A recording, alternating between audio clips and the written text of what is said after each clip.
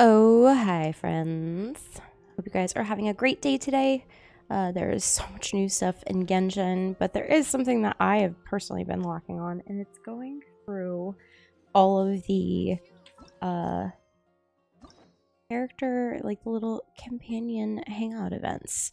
And I wanted to start knocking these out, so I thought what better way to do it than to go ahead and start doing them in a video.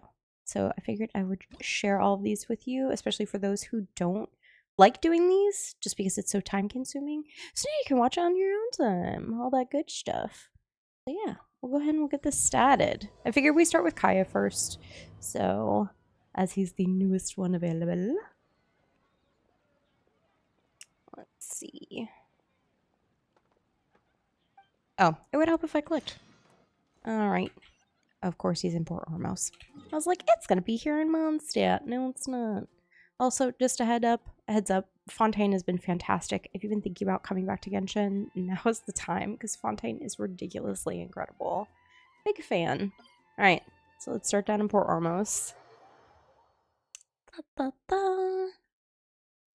See how we do. Of course, my stuff takes forever to load.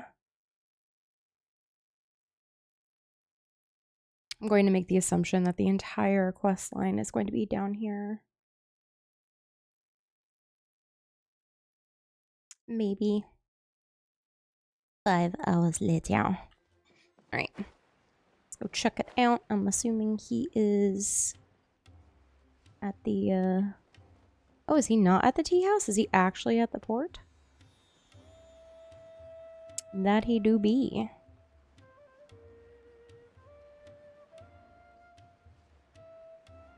Man, the one thing I was worried about missing was not being able to hear the music from Sumeru anymore.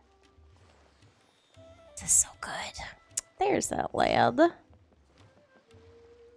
The bird watcher.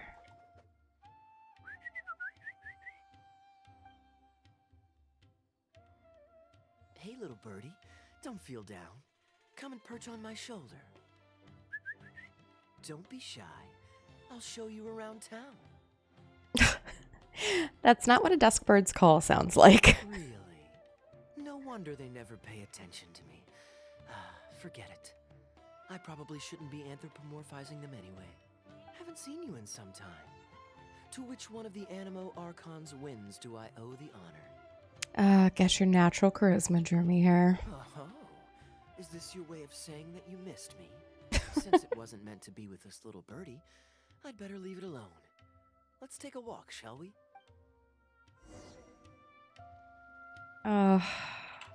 Ever the fuckboy, Kaeya. Why I'm here. Jean's been worrying about trade safety recently. I discovered this when I unwittingly burst into her office to save the day. Another job involving long-distance travel falls to me. I suppose it's my own fault for having such a strong sense of duty. Dear God. Still, on the bright side, business is now taken care of. And I have unused travel funds, so I was planning to...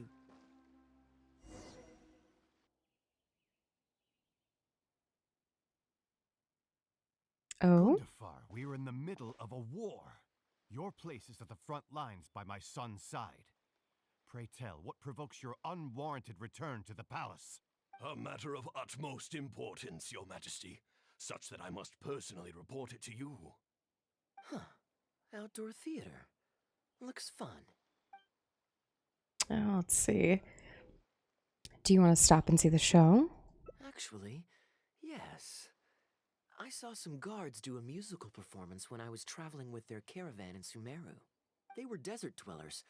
So are these actors. And I think I actually recognize one of them. Come on, let's go watch.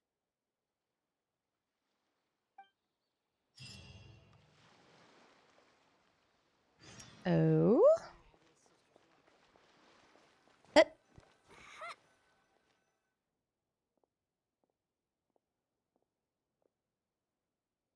Your Majesty, not only has God bestowed the throne upon you, but your beloved son, Prince Kubad, has led our brave warriors to victory against Frasyav's army.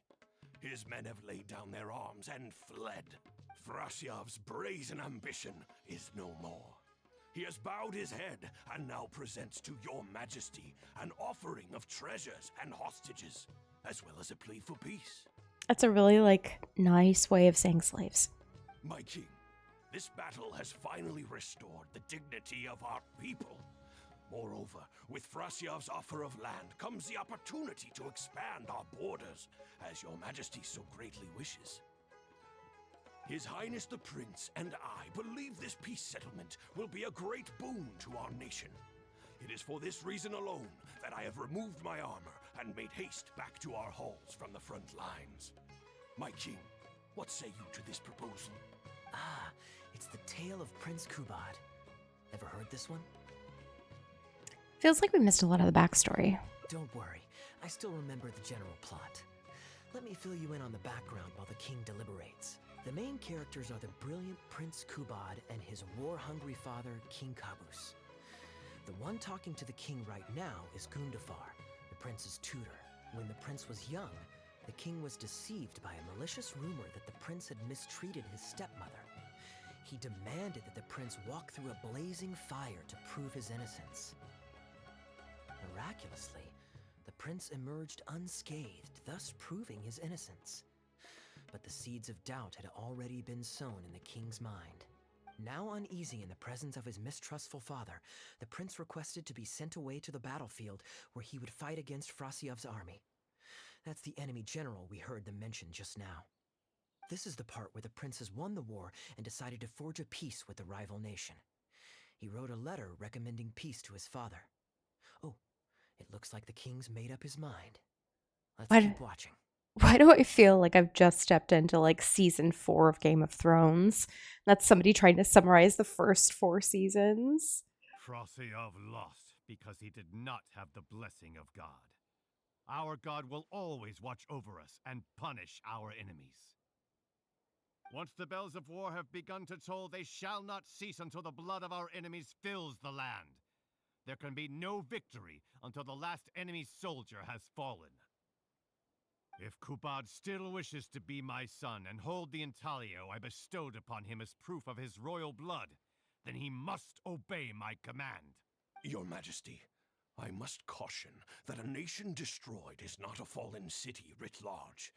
Now, the loss of one city strikes fear into the hearts of our enemies, compelling them to accept defeat and cede land in exchange for peace. If, however, we insist on bringing a whole nation to its knees, then so long as a single person is left standing, they will see us as their sworn enemy, and one day return to us tenfold the pain that we have inflicted on their nation and family. My king, a people is to their nation as wild grass to the open prairie. Though we burn down the whole field and spare not one blade of grass, roots continue to grow unseen beneath the surface. Come the spring, it is all but inevitable that fresh green shoots will rise up from the ashes. Cease, Gundafar. Your mind grows dull in your old age, filled with naive delusions. We shall have no more need of you on the battlefield. As for my son Kubad, I will summon him back to the capital, so he may be tried by a court-martial. Jesus. What are you saying, my noble king? Why must you mistrust your own flesh and blood and sink ever deeper into the blight of hatred? When he was falsely accused, you once doubted his honor and made him walk through a raging fire. Did he not prove himself worthy by emerging unharmed from the flames? Now you would turn me away when I seek only to provide the wisdom of counsel. What is the justification for this? The justification is that my word, not yours, is the law of the land. Cease and be gone, Gundafar, so you may spend the rest of your days with your wife. The fuck? What has become of the king that I served with my life? Fanaticism has robbed him of all reason and wisdom. Peace is surely the most favorable path for our nation, yet he refuses to accept it. I must think of a way to seize control of the army back from the hands of my wayward son, that they might continue the fight to the end. Perhaps the first task should be this. I shall send a loyal contingent of warriors to eliminate Frostiyov and the hostages he has sent to our palace. Brilliant acting, Darbil. I saw you approaching us in the middle of the scene. I was worried that my performance would be subpar and you'd think I was just making a fool of myself. Not at all. Far from it. Actually, let me introduce you. This is Darbil, the actor for King Caboose. Kaeya, you missed your true calling. Go work for a theater troupe. When we first got to know each other, he was still a guard for one of the merchant caravans. Seems like he's now made the switch to full-time acting. Hello. Nice to meet you. Hello there. Any friend of Kaya's is a friend of mine. To be perfectly honest, I wasn't making all that much as a mercenary. It felt right to me to get away from the danger and live a more stable life. I was already pretty good at telling stories, so I just recruited a few friends and started performing shows all over the country. Full disclosure, we had to put this little stage together using whatever wood and cloth we could borrow. It's really low budget. Anyway, we're all good enough at acting to get through the motions, but none of us are any good at coming up with a script. Everything we tried to write just sounded off somehow. So I got a student from the academia to adapt an old story I knew to make it more appealing to our audience. What do you think? Passable? I could tell that you've had someone tighten up the lines. They turned out very nicely. Ah, that's good. Well, as you can see, even now, we still don't have much of an audience. Don't suppose you'd be interested to see the rest of the show? Sure, why not? I don't have anything pressing lined up. And I don't think the Traveler does either. Listen, I gotta do this thing. I'm not sure I could sit through the rest of that. Tickets for 2, please. How much would that be? There's no need for tickets. You could just get some food from Jafar Tavern. We've worked out an arrangement with them. We've actually found a sponsor for this performance, too. He's not too happy about the poor turnout, though. I doubt we'll be able to keep him for the next performance. A real pity. But what can you do, huh? Darbil Asgar still hasn't shown up for the next scene. We should get his costume and sword out so they'll be ready to go the moment he gets here. My apologies. I have to get ready for the upcoming scene. I'll see you from the stage. All right. Also, if this is a stage that they put together with, you know, whatever they could find, this is a nice fucking stage. That's a really nice fucking stage, if that's the case. All right, Zippy. God only knows. It's not the first time he's done this, either. I'm guessing we're gonna have to throw Kaeya into this. Get some snacks, though. Would you two like to order some food? What can I get you? If you're looking for recommendations, today's special is the tandoori roast chicken. Yes, Bear please. with us a moment. We're just going to take a look at the menu. How did you become friends with Darbil? Give me all of the tandoori chicken, please. I was at Port Ormos discussing some business opportunities, and some crook was trying to pull a fast one on me. Darbil took pity on me and politely asked him to make himself scarce. He's a good guy. A decent storyteller, too. Quite an interesting character. There's a lot of fun to be had if you hang around interesting people doing interesting things. Especially if you're in the company of an interesting friend. That's my secret formula for staying in a good mood. Try it out sometime. You'll see what I mean. Thanks for waiting. We're ready to order now. We'll take you up on that tandoori roast chicken. And let's throw in some desserts, too. 1 each of the rose custard, that talumba, and the patisara pudding, please. That should see us through the show. Damn, boy. All right. We've got good seats, close to the stage, but also not too crowded. We can watch the show as we eat. If I remember correctly, the next scene should focus on the prince, but I won't spoil it for you. You have to experience it for yourself. Sounds like the story has made quite an impression on you. You could say that. It's always stayed with me because it's hammered home a cruel but realistic truth. Oh? People do not choose where and when to be born. Yet the circumstances of their birth define the choices that they will have for the rest of their life. Here you are. The check's on the table, too. Just call me over when you're ready to settle up. No need. I'll pay up front. Here.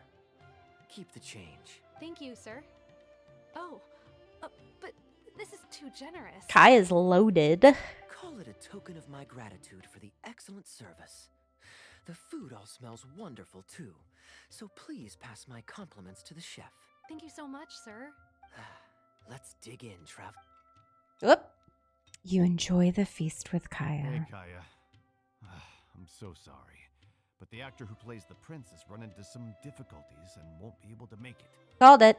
We can't do the rest of the show without him, so I'm really, really sorry, but we'll have to call the show right here. Can you use an understudy?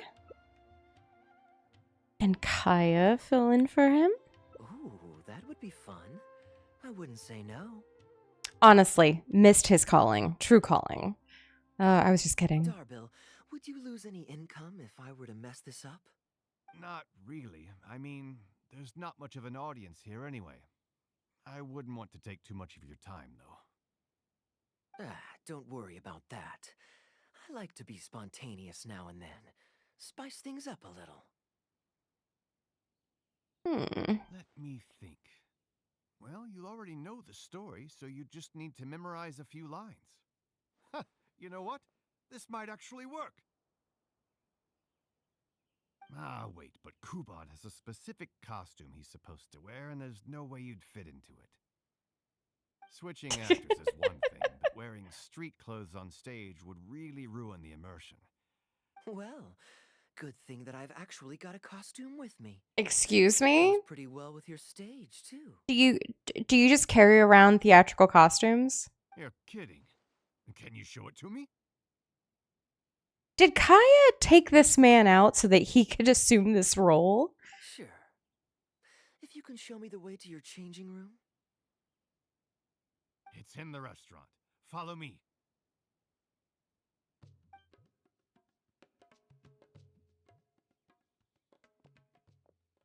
Oh, look at that. Look at that. This is just Kaya's weekend fit. That's all this is. Gotta say, I think I actually look pretty dapper in this. It's a pity I don't have many opportunities to wear it in public. You're such a show-off, but you do look pretty good. Uh-oh, not a fan of me as a prince? I'll have to act my heart out so you'll be too dazzled to make any digs. Kaeya, here's your script for the next scene. It's not too long, but you also don't have very long to prepare.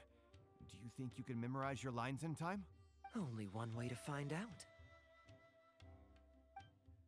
This man does this on the weekends. There's like a Mondstadt Okay, tiny I think you've theater. covered all your lines and movements on stage. You haven't had long to prepare, so don't worry about forgetting your lines. We'll remind you. All right, I'm good to go. Great. Then let's get this show on the road. Alrighty.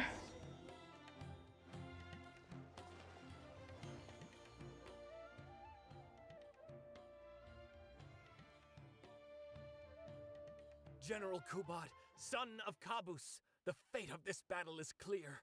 I beg you, please spare my few remaining men. They no longer have the strength to fight back. Frasyav, though you now lead only the husk of a once mighty army, I have no desire to crush your dignity. Even your most savage warriors have no desire to see further bloodshed, and none among your ranks have opposed these peace talks. Nevertheless, I must hear it from you one final time. General Frasyav, do you agree to sign a treaty in good faith and commit from this day forth to peace between our nations? With my army in ruins, I am in no position to do otherwise, but on this, I give you my word. Yes, let us end our hostilities and send our surviving men home to their families. We share the desire to lay down our arms for good and liberate our hearts from the dirge of hatred. Then as God above is our witness, by the authority vested in me by this intaglio of King Kabus, I hereby declare that I will spare your hostages and what remains of your army. May peace be restored to this land, and may these fields of war become a place where crops grow aplenty. My tutor, Gundafar, has already made haste to my father, the king, with the recommendation of a truce. It is my sincere hope that he will see that peace as a path to prosperity and grant me his blessing. Prince Kubad, your name is renowned throughout your land and ours. I will place my hope in your words. One will find on a battlefield no master of ceremonies, nor the paper on which a treaty may be signed. In their absence, let us raise our weapons and swear an oath. I, Kubad, son of Kabus, hereby pledge protection to you and all of your kin. May the oceans be stained red with my blood if I am ever to renounce this oath. Wow, your friend is so dreamy. He's not a real prince by any chance, is he? Hey, Rashana, you don't want to miss this. The good-looking guy who left that huge tip is acting on stage with Darble's troupe. Darble's one lucky man. I return, Your Highness. I hope I'm not too late. Have you already promised peace to Frasyov? Nay, I am not so rash as to preempt my father's blessing. I promised only what I could so far, the safety of his kin. My child, I must share with you the gravest news. Kabus has become blinded by fanaticism and hatred, and will stop at nothing to vanquish every last man under Frasyov's lead. How can this be? You mean to say that my father has rejected our proposal for peace? He has indeed.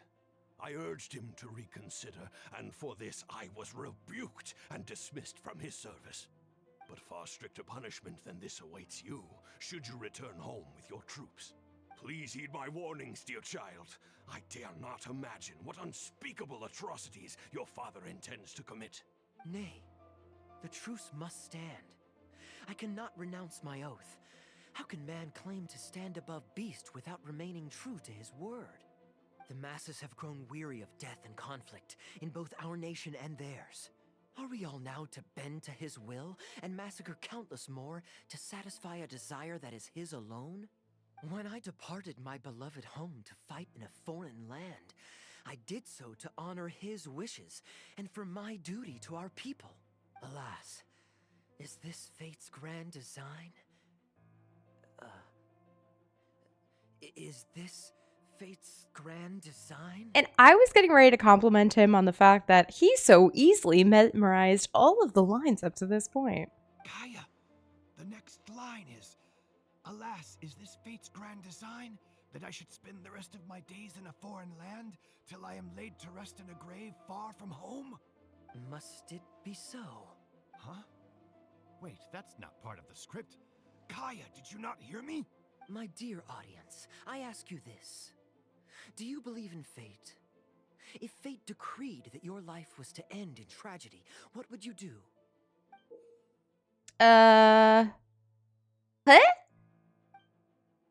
Why did he just throw the prep to me? Seems like improv with the audience. Should I just play along? Ooh. I would challenge my fate and rise above it. Oh? Then so must it be. Yes, so must it be.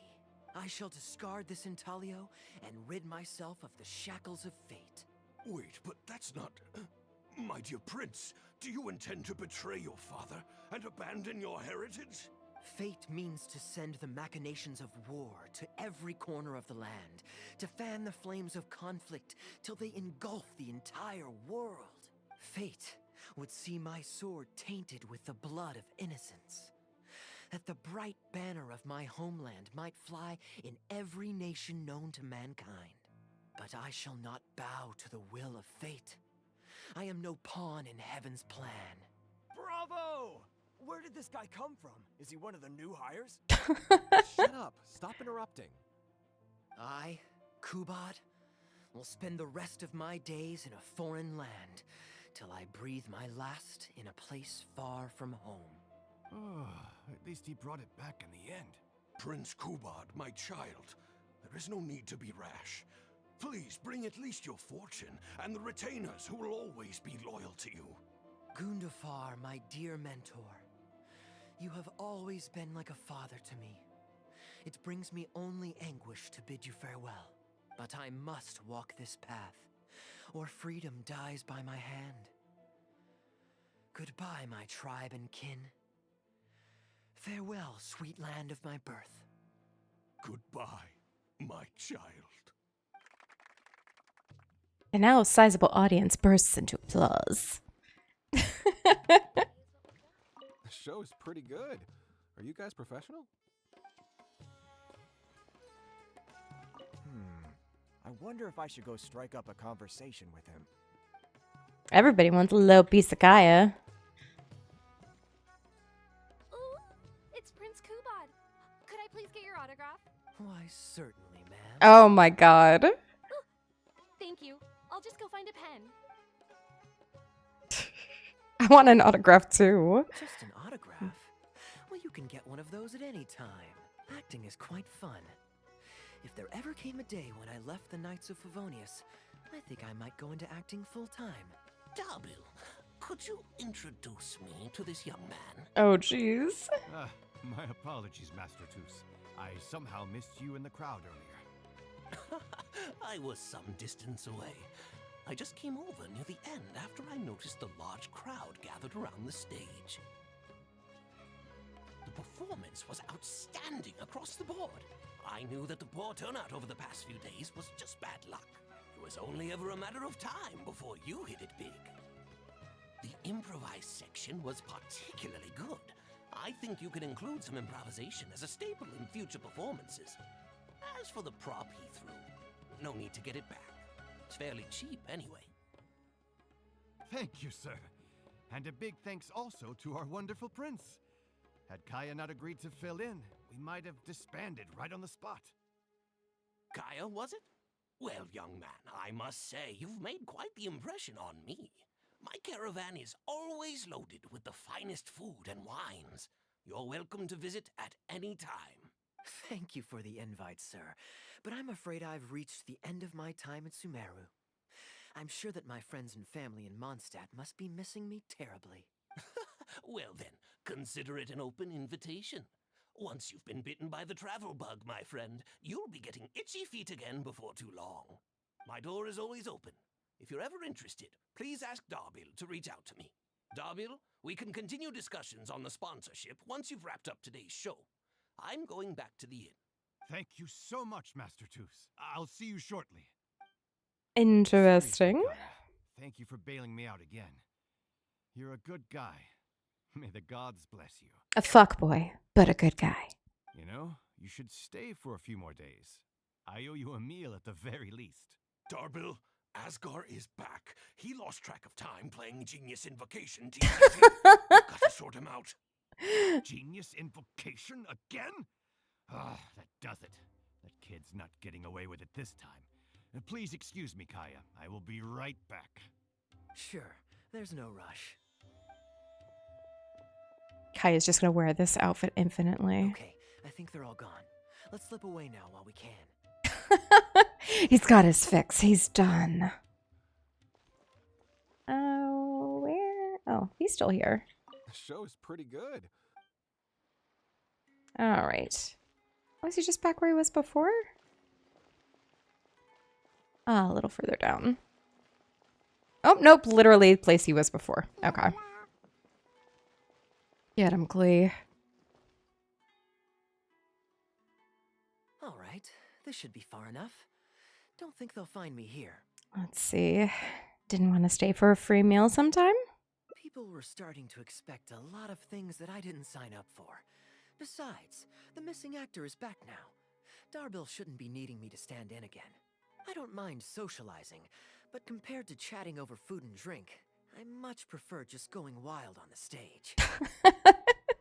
What about you? Did you enjoy the show? Let's see. I wasn't expecting that improv section. Mostly, I was curious to know what was going through your mind on stage. Oh? I was expecting a lengthier critique, But you've thrown the question right back at me. Sneaky. All right, I'll rise to your challenge. Let me think.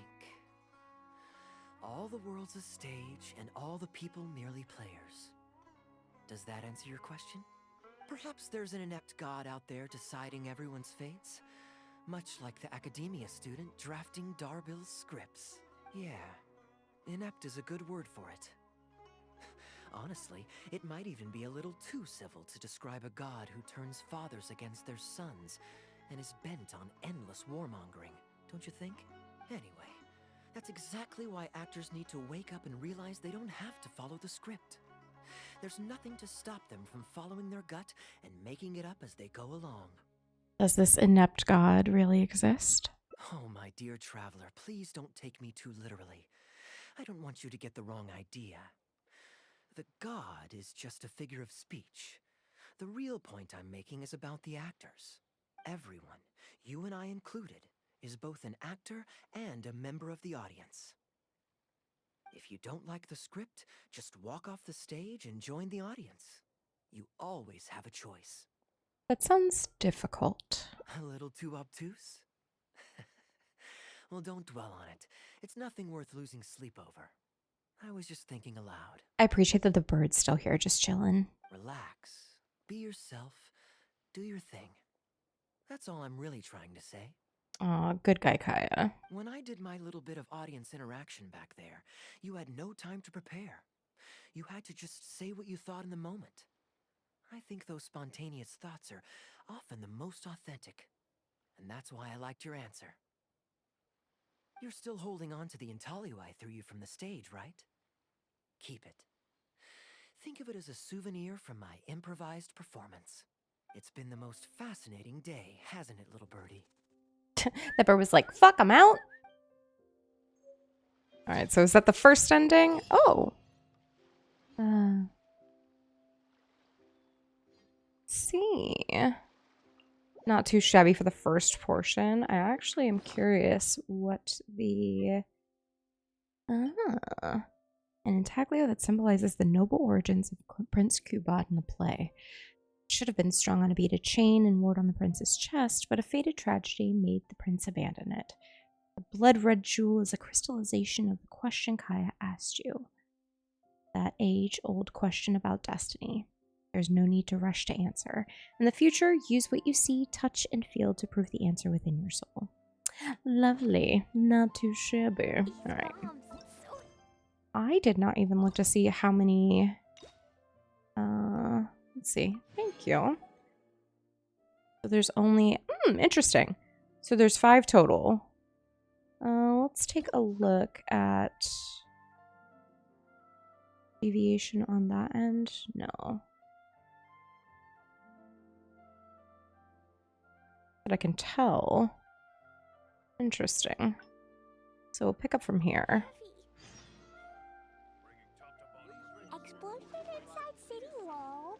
Grounded be thy wall. Explosions can hurt people. It can be dreadful. Now we can skip through a lot of this stuff. Wonderfar, we are in the middle of a war. A matter of utmost There we go. Outdoor theater. Looks fun. Nah, not this time, bruh. Where were we just now? Travel expenses? Ah, yes. Here's what I was thinking about the unused funds. Given that the acting Grand Master saw fit to allocate these funds to my trip in the first place, I think it's my responsibility to make sure that every last mora is put to good use. In other words, Shopping I spree! say we find a way to spend the remaining budget. Let's go crazy. Perhaps a fancy meal at a nice restaurant? Or a river cruise that takes in the sights of Sumeru City? Or we could buy a few nice mementos to take home. Isn't this embezzlement? Hey, no need to put it like that. Let's keep walking. We can consider it some more on the road. AKA, let me convince you that this is alright. The rules of the Knights of Favonius state that any and all expenditures during a business trip are counted as travel expenses. That's more than enough justification to live a little. Of course, with me being here on my own, it was looking like a wasted opportunity. But now that I've run into you, why don't we make this a joint trip? There we go. You're always so busy. It's high time you gave yourself a proper break. Even the sharpest blade loses its edge if it's always in use. Regular maintenance is essential for reliable performance. Also makes me wonder if there's like spas into that. And anyway, life is short, so we should make the most of the time we have. Right now is the perfect time to relax and enjoy ourselves. And who knows how many other chances we'll get. So come on, what do you say? All right. Let me take you somewhere new. Great. Music to my ears. I'll cover the travel costs, of course. There's nothing more enjoyable than the company of a good friend. Let's call this a nice little excursion to round off my long business trip. Now, let me think where we should go. I've seen a lot of Sumeru already, so let's go for someplace new. How about Liyue? I'd be heading past there on my way back to Mondstadt anyway, so it's not out of the way. No problem. I'll show you around. Well, lucky me. I'll hold you to that. Liyue's Ministry of Civil Affairs frequently corresponds with the Knights of Favonius, so the address on their letterhead is one of the few places I'm familiar with. I don't have much luggage, so it won't take me long to pack. Give me a moment, and then we'll head there together. Onward to embezzlement. All right. Ministry of Civil Affairs. We'll just pop on over there.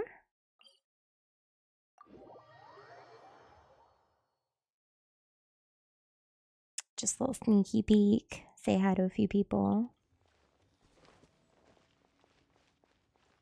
Actually, since I'm here, do I have some ducats to throw? Wow, for the first time, I do not have any ducats. Whoops. I do have time to set this place on fire, though.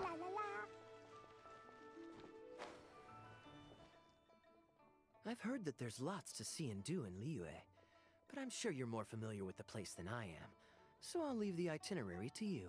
I know all the best scenic spots. Can't go wrong when you're with me. Great. Maybe you can tell me about your previous travels here along the way. It's such a satisfying feeling to just drop everything, go on a long trip, and see something new.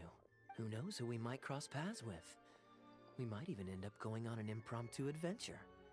Just like how I met you in Port Ormos, and now we're here. Come on, let's see what's up ahead. Interesting. Oh, so we're just taking a stroll around Liyue Harbor. Oh, nope, he's over here. Never mind. Is there any place? Am I? Do you know this shop?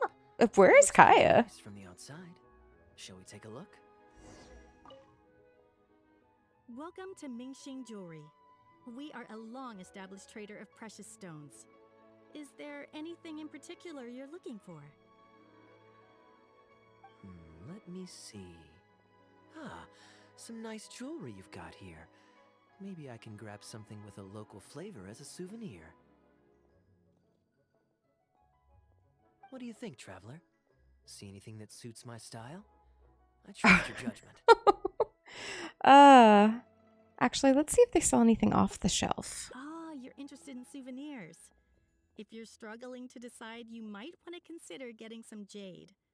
You can't go wrong with a nice jade pendant. They're an elegant addition to your look, whatever your age or gender. If you're looking for a specific design, we can make it to your specifications. It does take some time to fulfill an order, however. High-quality jade is hard to come by, so our waiting list is at least a couple of weeks. Oh, that's a pity. I'm just visiting and I won't be in town for very long. So as much as it pains me to do so, I'm afraid I'll have to leave this beautiful bijou behind. No worries at all, sir. If you're looking for something off the shelf, why not go and see Mr. Shurto at the Jade Mystery? He also deals in jade and precious stones. You the jade betting guy? Exactly. But on that note, let me give you a word of advice. There's no risk in purchasing a piece of jade that's already been cut.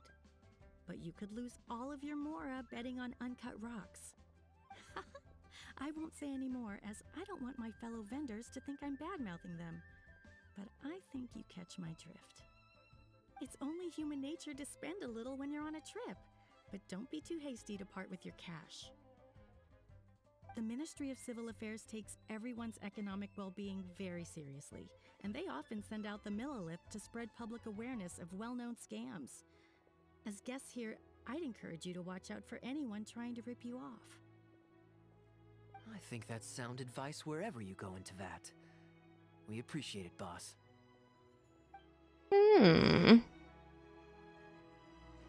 Got the mystery jade and have a look. Sketchy lad. Also, it's kind of nice being able to come back to like cities you've been in previously that you aren't in for other than utility, you know? Just to interact with stuff. Welcome! Looking for uncut stones or pre-cut jade? We've got plenty of both for your viewing pleasure. Uncut stones. Ah, yes, we were just briefed on that. Let's take a look at the pre-cut jade. We should be careful. I believe I detect a quiet but distinct tone of apprehension in your words. Please rest assured, there's nothing to be quite so wary about with my business. Feel free to peruse at your leisure. I think you'll find that everything I do here is entirely above board and legitimate, and I sell only pure and unadulterated goods. No scam guaranteed. Sure, you can bet on jade and lose if you're unlucky, but that doesn't make it a scam. My terms are clear and transparent, and I only do business with willing customers. What scammer can claim that? Sounds perfectly reasonable. At the end of the day, it doesn't matter how much the vendor is charging. If the customer decides to hand over their money, they're taking the bait of their own free will. Yes, exactly. I'm glad you understand. Oh, Although jeez. your peculiar phrasing at the end there, you almost make it sound as if I really am scamming people. Anyway, betting on jade is what it is. Feel free to try your luck, but if you can't afford to lose, then it's not for you. We don't need to cause each other any trouble. I'll leave you to browse at your own pace now while I deal with other potential customers. Amber-colored jade would probably make for a good souvenir. Are you really thinking of buying it? Why not? This is a quirky little place. Somehow, I'm inclined to entertain him for a bit. Let's see. These core lapis pieces are more a dozen. Well, if you're not interested, then I guess we'll pass.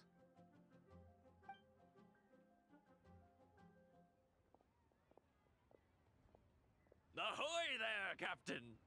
Fancy seeing you back in town. Struck any gold lately? What, a poor sailor like me? You must be joking. I barely managed to make ends meet. What about you, Chateau?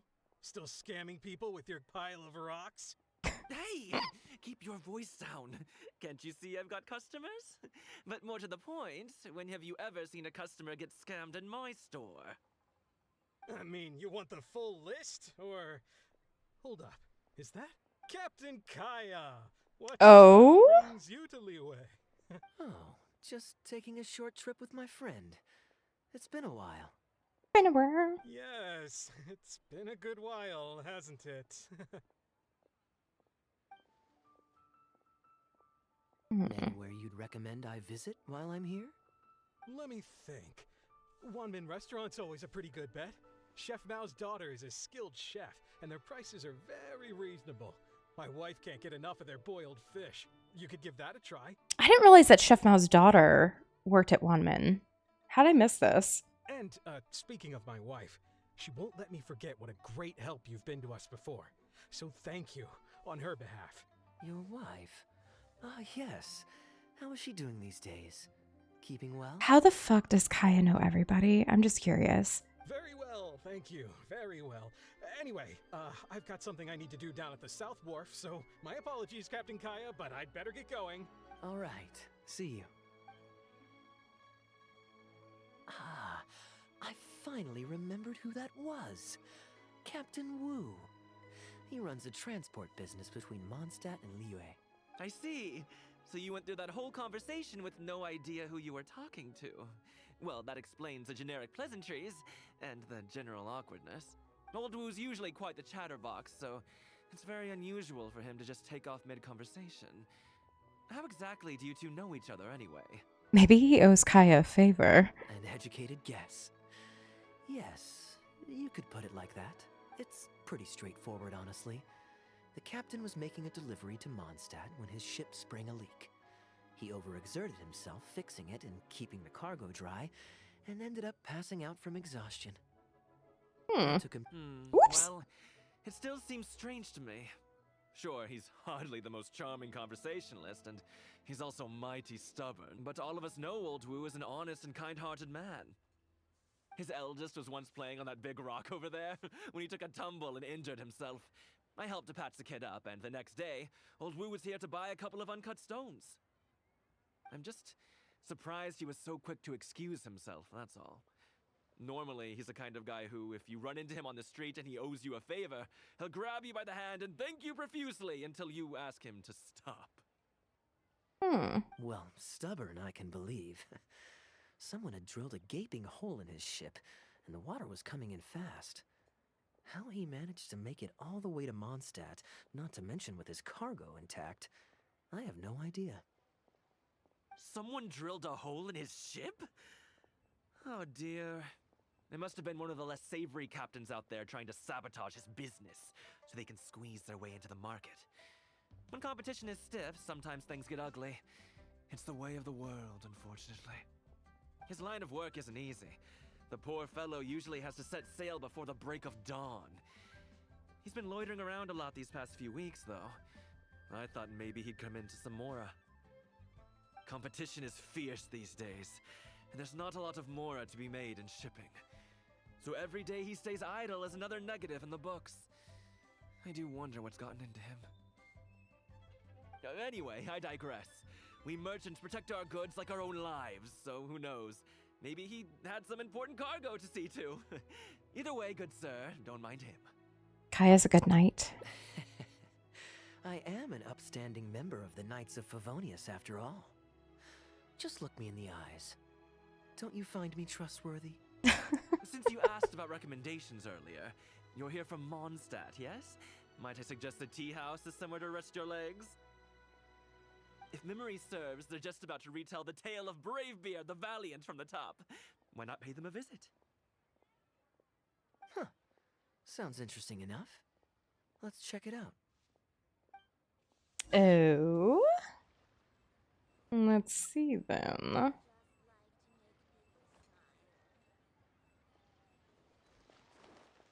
Wait, you did say tea house, right?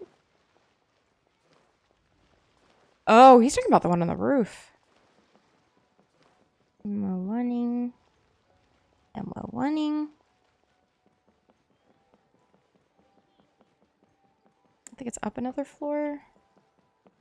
Yes. Everybody's here. Huh.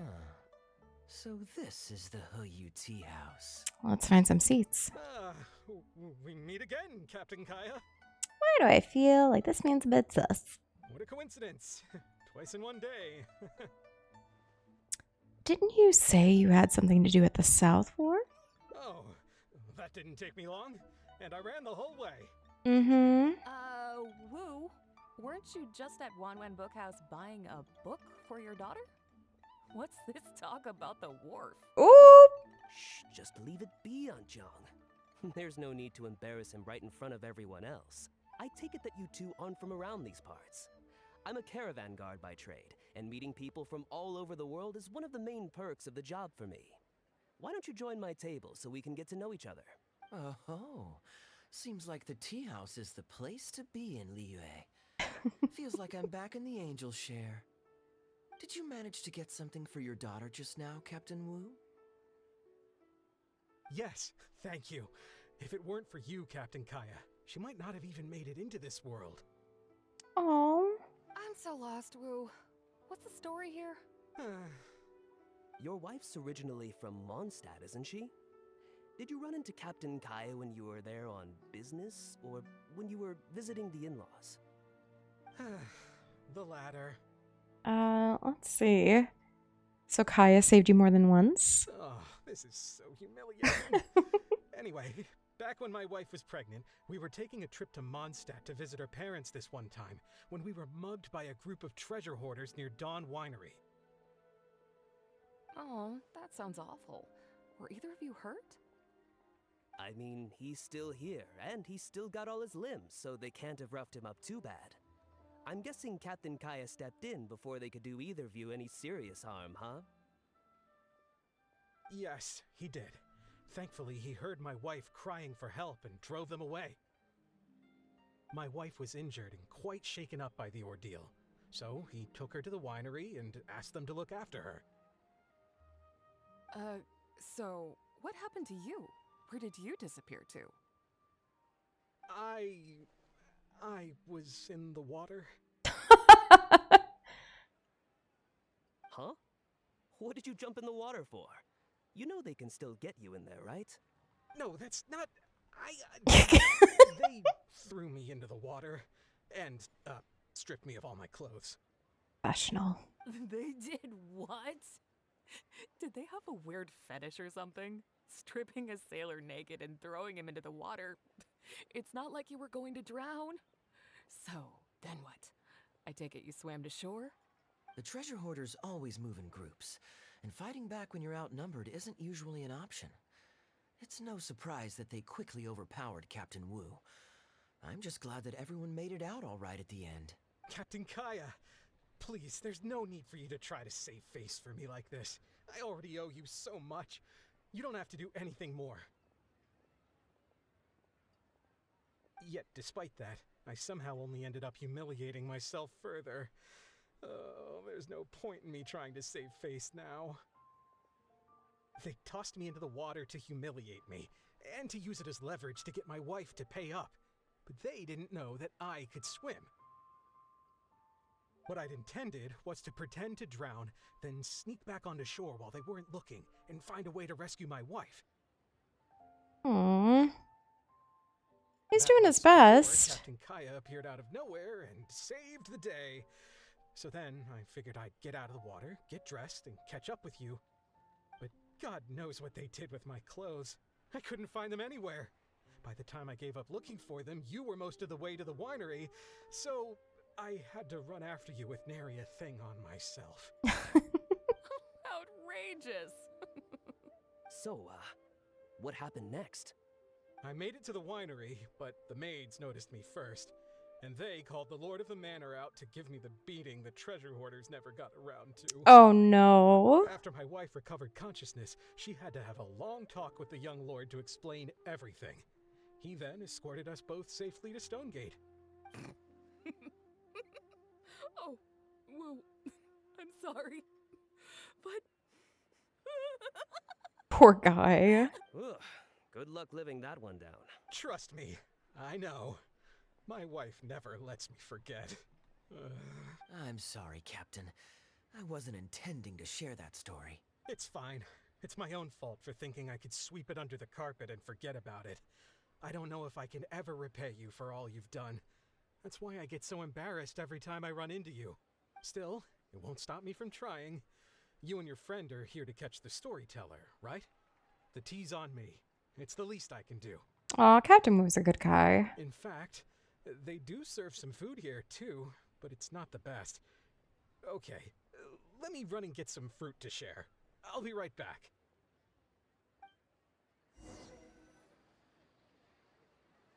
Alrighty. I wonder how much Fanaria caught of that. Old Wu really has no filter, does he? Poor thing. Oh, poor Wu. Oh, gosh. I'm so sorry. It's just...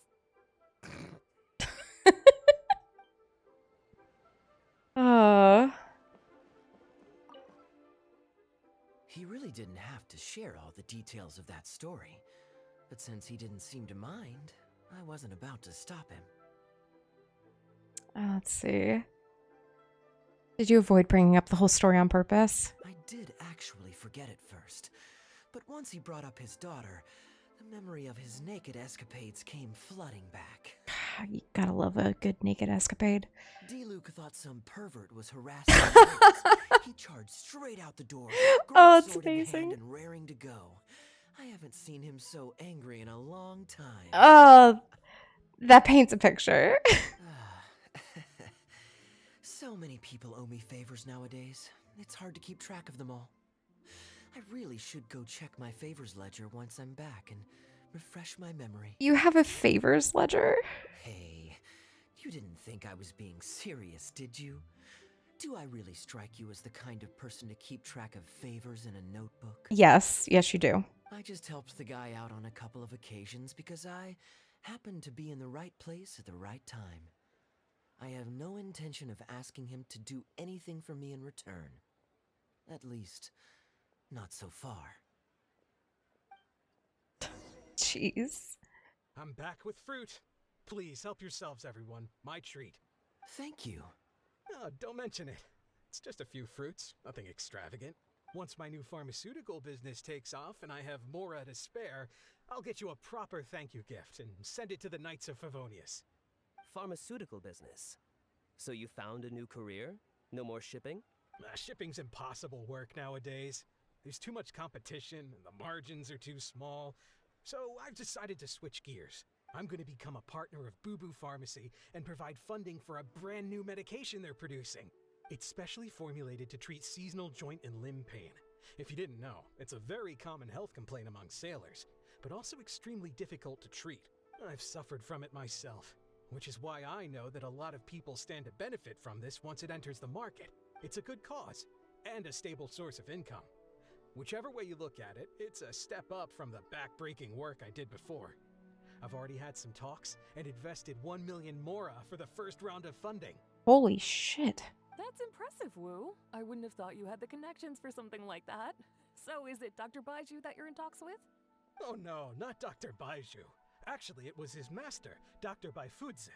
His medical expertise and clinical experience are second to none, and he really cares about his patients. He gave me a few of his traditionally formulated bone-strengthening pills when he saw me suffering from my leg pains one day. It was like a miracle cure. The pain immediately went away. Dr. Baiju's master? Yeah, I told him I'd be enthusiastically recommending his medicine to the other guys at the docks.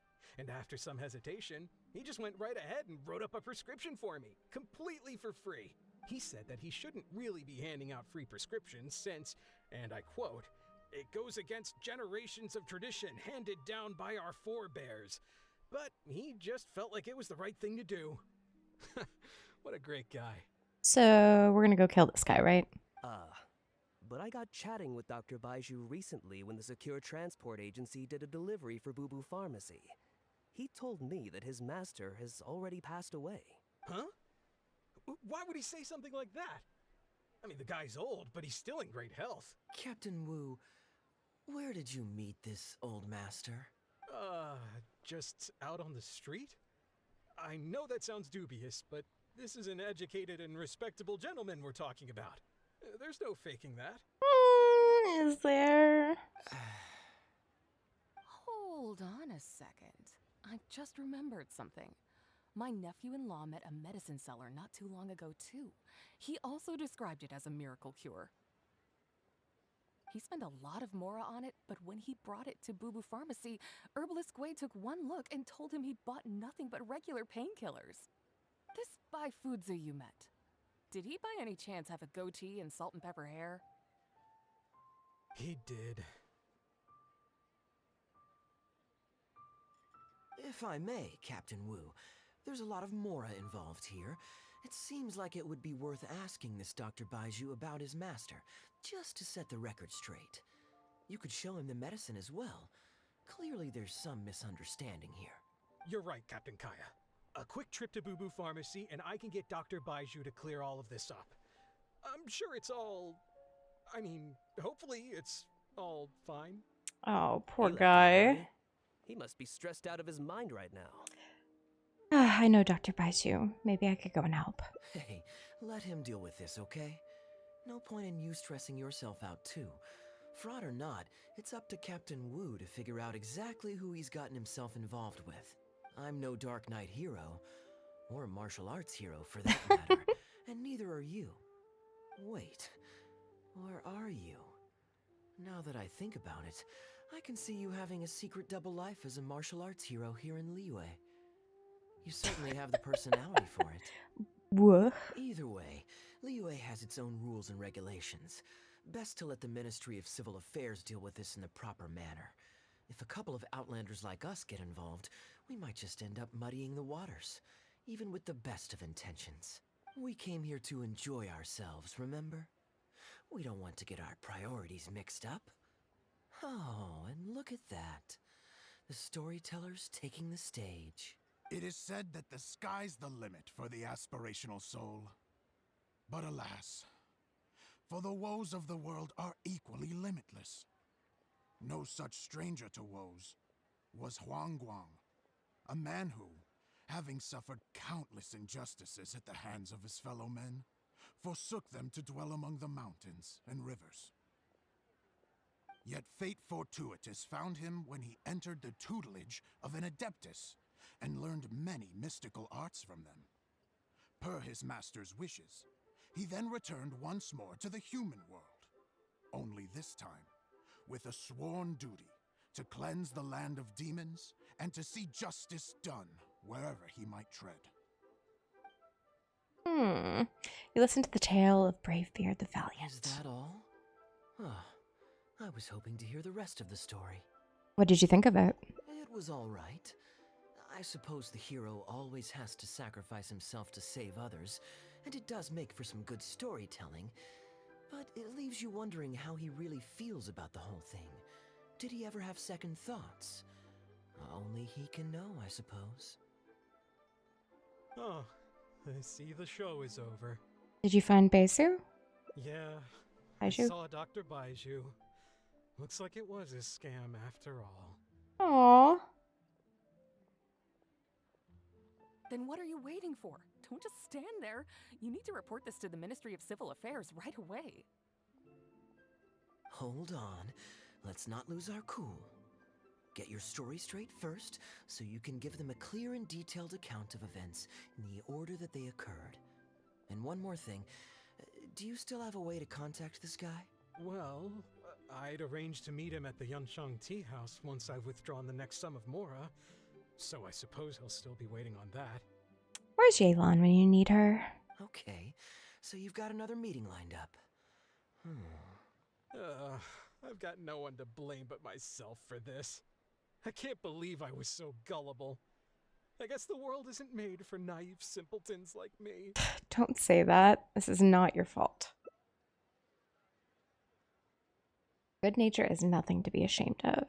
The way he abused your trust is despicable. Young lady, you're a good person, and I'm touched by your words of comfort. Still, it's up to me to find a way to get my Mora back. The consequences are mine alone to bear. At my age, I'm sure I should be comforting the young with words of wisdom rather than the other way around. What does that say about how I've spent my life? What is it, Kaeya? Got a solution? It's obvious, isn't it? He needs to report the case to the Ministry of Civil Affairs. There must be more we can do. Come with me. Kaya's like, we're gonna murder this man. See what these guys have to say.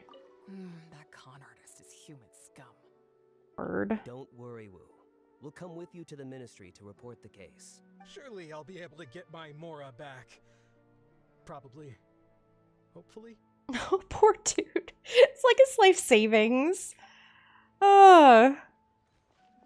Alright. Go murder a man, Kaeya. I am quite curious. How does our chivalrous martial arts hero intend to come to Captain Wu's rescue here? Murder. There are countless victims of injustice in the world. We can't try to help each and every one of them, can we? Right now, we can at least help one person. Oh, I'm surprised. I didn't know you thought of me as someone who helps other people unconditionally. I'm genuinely flattered. But we both know that I'm not that kind of person, really. Let's see. Even helped him think through where we can find the con artist. Didn't want others to laugh at Captain Wu's woes. You helped Captain Wu just because you were there. You didn't even remember it. See, that's why I believe you'd be willing to help. Your logic is very straightforward and quite endearing in its simplicity, but I like how you think. So I'll indulge your martial arts hero aspirations for now. I'm the ninja now. Alright. So back to Captain Wu. How do we get in touch? Captain Wu, how would you feel about owing me one more favor? I'm sorry, Captain Kaeya? Let's say, hypothetically speaking, I found a way to recover your Mora that would leave the man who defrauded you feeling angry and frustrated, but give him no way to get back at you. If it could be done, and the only cost was owing me yet another favor, what would you say? What exactly are you getting at? The traveler here is adamant that you should ask me for another favor. I blame the storyteller. After the inspiring tale of Bravebeard, she's all gung-ho about playing hero and righting this injustice once and for all. Sir, how dare you? Captain Kaeya, young lady, thank you. I will humbly accept your kindness. All right. Now here's what I'm thinking. You develop a plan with Kaeya. All right, then it's settled. Per our brave hero's plan, let's rendezvous at Yanshang Tea House tomorrow. All right. So what time are we waiting until? 8 a.m. 8 a.m.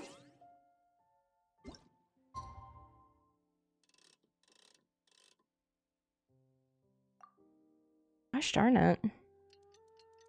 That's early. That is early to be hitting up a tea house. Maybe it's not so early. For me, that's early. Somebody needs to call Yelan. I need to go upstairs. I do. Oh, actually. Ah, you're here. Good. I'll head upstairs first, and you join me in a bit. You've got nothing to worry about. As long as this lucky coin's in my hands, it'll do as it's told. What? Before I toss the coin, I'll get our guy to bet heads or tails. Then it's your turn to bet. Now remember, if I touch my chin, you bet heads. If I touch my forehead, you go for tails. Okay.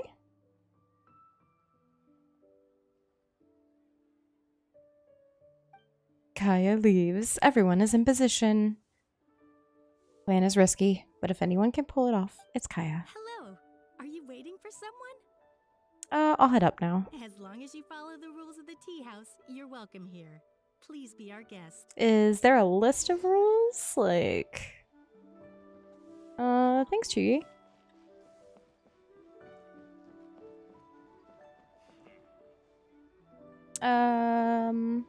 I was like, where's Kaeya? From the way you describe it, Liyue does sound like an attractive place to settle. Perhaps I might have to make the move here after all. All that awaits me back in Mondstadt is a horde of insufferable sycophants. Truly tedious. The reason I left home in the first place was because I was reluctant to simply live off of my inheritance. I understand. For one as ambitious as yourself, Mr. Rich, living off of the family fortune must feel like Mr. the dullest Rich. existence in the world. What are you doing? It's common courtesy to introduce yourself. Can't you see we got here first? The other tables are all taken. This is the only place left. They're running out of tables, huh? Looks like this location's getting too small for them. Very well, I'll make an exception for you this one time. Let's hope the tea, at least, won't disappoint me. So, my friend, what's your name? Ooh. And I discussed Tyler's in advance. Kaeya is a young lord from a wealthy family. I am an aspiring foreign disciple of the Guha clan. I am an aspiring foreign disciple of the Guha clan. Here is the tea that you ordered. Please enjoy. Ugh, this tea is... Never mind. Mr. Bai, this has been a most pleasant and insightful conversation. I consider it good fortune that I encountered such a refined gentleman as yourself so far from home. Please allow me to pay for the tea. Was the hand on the chin like the indication? Yes, good fortune indeed. In that case, I must thank you for your generosity. You there. I'll get yours too. Thanks. Let's see. Where are you originally from? Oh, you can't tell? My family's lived in Mondstadt for generations. I got bored sitting around at home and decided to set off on a journey to expand my horizons. The sights of Liyue Harbor are rather spectacular. I've half a mind to buy a waterfront property here so I can come vacationing every year. That would be quite nice.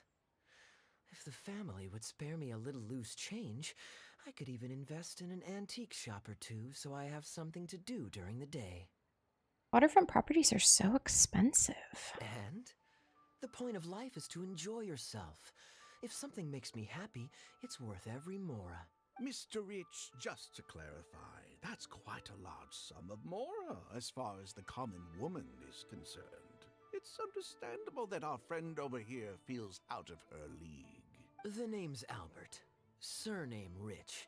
But only the servants in the house address me as Mr. Rich. Now that we're so well acquainted, Mr. Bai, please just call me Albert. Albert does have a nice ring to it. It is my honor to become friends with someone of your caliber. You flatter me. What say you to acting as my guide during my time in Liyue? I'll pay you handsomely, of course. Naturally, board and lodging would be included. And I could pay you in the region of 50,000 mora per day? No need, my good friend. I shan't be so vulgar as to take your mora. We're both men of character. The pleasure of your ongoing acquaintance shall be ample reward in itself. To join a noble gentleman on his travels is a rare opportunity. Please, let me draft up an exact itinerary. I'll make sure to give you the experience of a lifetime. Is this man gonna try and kidnap Kaeya? You there. You're welcome to join us if you want. Which clan did you say you were with? The Hoo-Ha clan or something? Yes, the Hoo-Ha clan. Hoo-Ha, huh? Strange choice of name. Gotta say, I've been in Liyue for a while now. This is the first I'm hearing of them. I guess they're one of these obscure ones who keep to themselves. Yes, well, there are many martial arts clans and factions in Liyue. It's only natural that you haven't become acquainted with all of them. Ha, fair enough. Still, weird name. Bet they have some even weirder practices. Seriously though, what kind of skills do you guys train anyway? It's all for show, right? I saw some people performing a few tricks down at the wharf. Is it that kind of thing? Hoo-Ha clan is devoted to the teaching of martial arts. If you're comparing the Hoo-Ha clan to street performers, we have nothing to talk about. I will take my leave now. I'll get my own check as well. I already told the server to put it on my tab. Don't bother getting her to split the bill. It'll only complicate things. I was merely passing by. Your generosity would be better served elsewhere. Young lady, there's no need to take things so seriously. Why don't you loosen up and enjoy the free drink? Are you trying to make a point by throwing my generosity back in my face? All right then. What if I say your bill is mine and don't let you pay? Want to fight about it? Please, my friends, let's not get so worked up. Yinchang Tea House is no venue for a duel. We'll all get escorted right out the door. You young people have hot tempers, I understand that. But there's no need to come to blows over a few words taken to heart when there are far more diplomatic ways to resolve the dispute. Okay, then how about we settle this with a coin toss? I'll foot my own bill if I win. Did I hear that right? So you'll only pay for yourself if you win, but I'll get the check for the three of us if you lose. It's not that I care about the mora. After all, I offered to pay for everyone's drinks in the first place. No, what I find truly absurd is your refusal to play fair. I demand that you also pay for 3 if you win. You insulted me first, and now you also want to dictate terms? If I win the bet, you have to make a formal apology to the Guha clan. Fine. You can have your apology if you win, but on one condition. We'll do the best of 3, and the winner pays for the table. Well, as long as you're no longer raring to fight, peace begets wealth, as the elders used to say. Why do you join us, Mr. Bai? Let's entertain this gal for a sec. We don't want her to think you're stingy. Oh, God. But I wasn't even a part of your argument. What are you trying to say, Mr. Bai? Whose side are you on here? Of course, I'm on, And anyway, it's no big deal if you win. It's just a few cups of tea after all, so you can just take it from your fees as my guide. All right then. I suppose it's not all that different from the dice gambling games I used to play in my youth. If it's just for a few drinks, you can count me in. Mm-hmm. All right, now we're talking. Okay, now that we've agreed on the rules, how should we do this coin toss? After all, a Mora coin looks the same on both sides. Easy. We can just borrow a pen from the counter to mark one side. Well, that should be simple enough.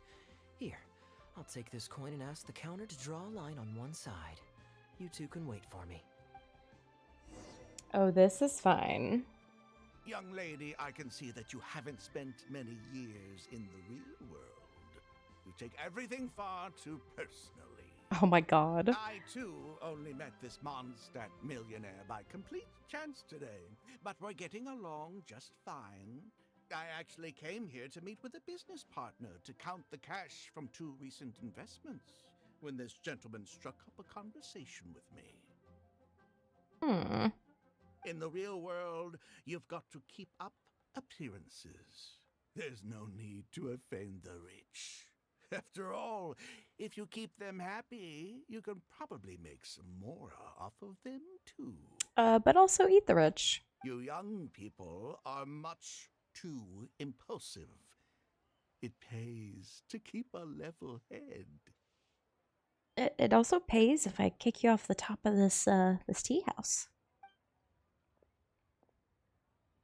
Just so we're clear, let's say the marked side is heads and the unmarked side is tails. Everyone has to pick a side before the coin toss. Oh, and no takebacks. Sure. We should also take turns tossing the coin. Sounds fair to me. Why don't you do the first toss, Albert? All right, then, I'll start us off. Here we... Oh, wait. I nearly forgot to collect everyone's bets. Mr. Bai, heads or tails? I suppose the choice is arbitrary since it's a 50-50 chance. I'll go with tails. Let me think. I'll also go So with tails. chin. What about you? Heads or tails? So if it's chin, it's heads. If it's forehead, it's tails.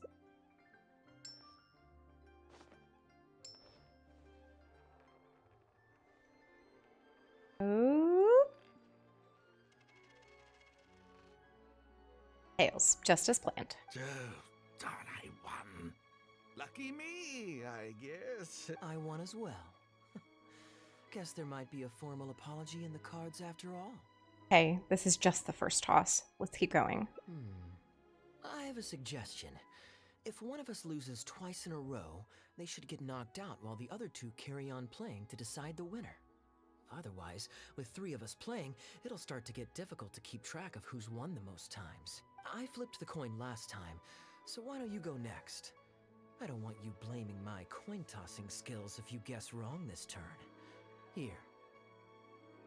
Now just wait a second, my dear friends. Please let me do the second toss. Oh?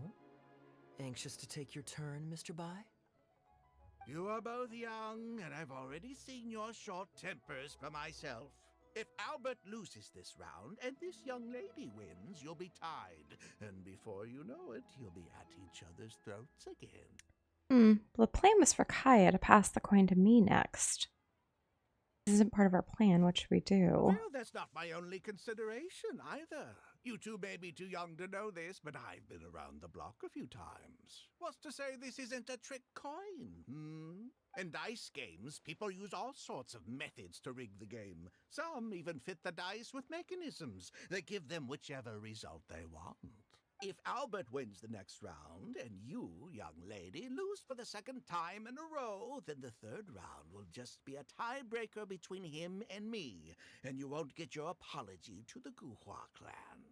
If that happens, only for you to then find out that the coin was rigged all along, you're sure to accuse me of working with Albert to scam you while mocking the Guhua clan. I can only imagine the kind of vengeful warpath that would put you on. A purely hypothetical scenario, of course, but one that I'm bringing up now to avoid any misunderstanding further down the road. Go on, give me the coin. I'll show you how to check if it's been rigged. Why is Kaeya still smiling? Very diligent of you indeed, Mr. Bai. Looks like I chose the right person to be my guide. Here, take it. A rigged coin will always be a little heavier than a normal coin, you see. This one seems perfectly normal to me, however. But don't take it from me. Why don't you test it for yourself? Pettiness is below me. I trust your judgment. Ugh, it was a close call. What's your bet this time, Mr. Bai? I'll stick with tails. Tails, huh? Well, you seem to have a feel for this, so I guess I'll match your bet again this round. Tails it is. And you? We'll go heads.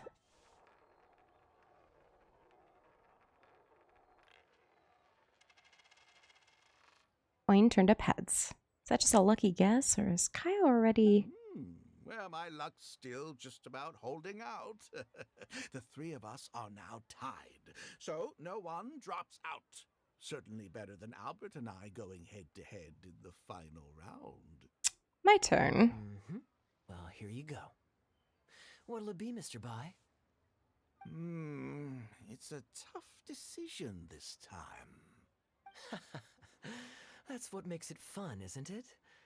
Anyway, there's no need to stress. What's the cost of a few cups of tea compared to 50,000 I'll be paying you every day? You make a good point. All right, I'll take heads. Okay, and now it's my turn to guess. Not that the outcome matters either way to me. I won't even notice the more's gone. Whatever, I'll take tails. I will also take tails.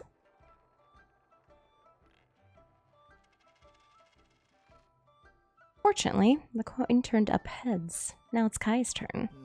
Why did it have to be heads? This whole thing started because you two got into a spat, and now I'm the one that has to foot the bill. What say you to another round? Sure, why not? I'm having fun. I can go for as many rounds as you want. I'm out. You guys have fun. What a miserly person. Do as you please. The two of us can play. But Albert, all the fun of gambling is in the stakes involved. What say you to throwing a little loose change into the pot? Oh, come on now. No need to walk on eggshells here. Let's keep it simple, shall we? If you guess right, I pick up the tab. But if you guess wrong, I'm afraid it's still on you. Sure. That's exactly what I was thinking. Well, here's the coin. You can toss first. I'll take heads. I'll choose... Wouldn't it defeat the whole purpose of betting if you guessed the same as me? This is a two-person game now. Surely one of us has to guess heads and the other tails. All right. It all comes down to luck, after all. I'll take tails.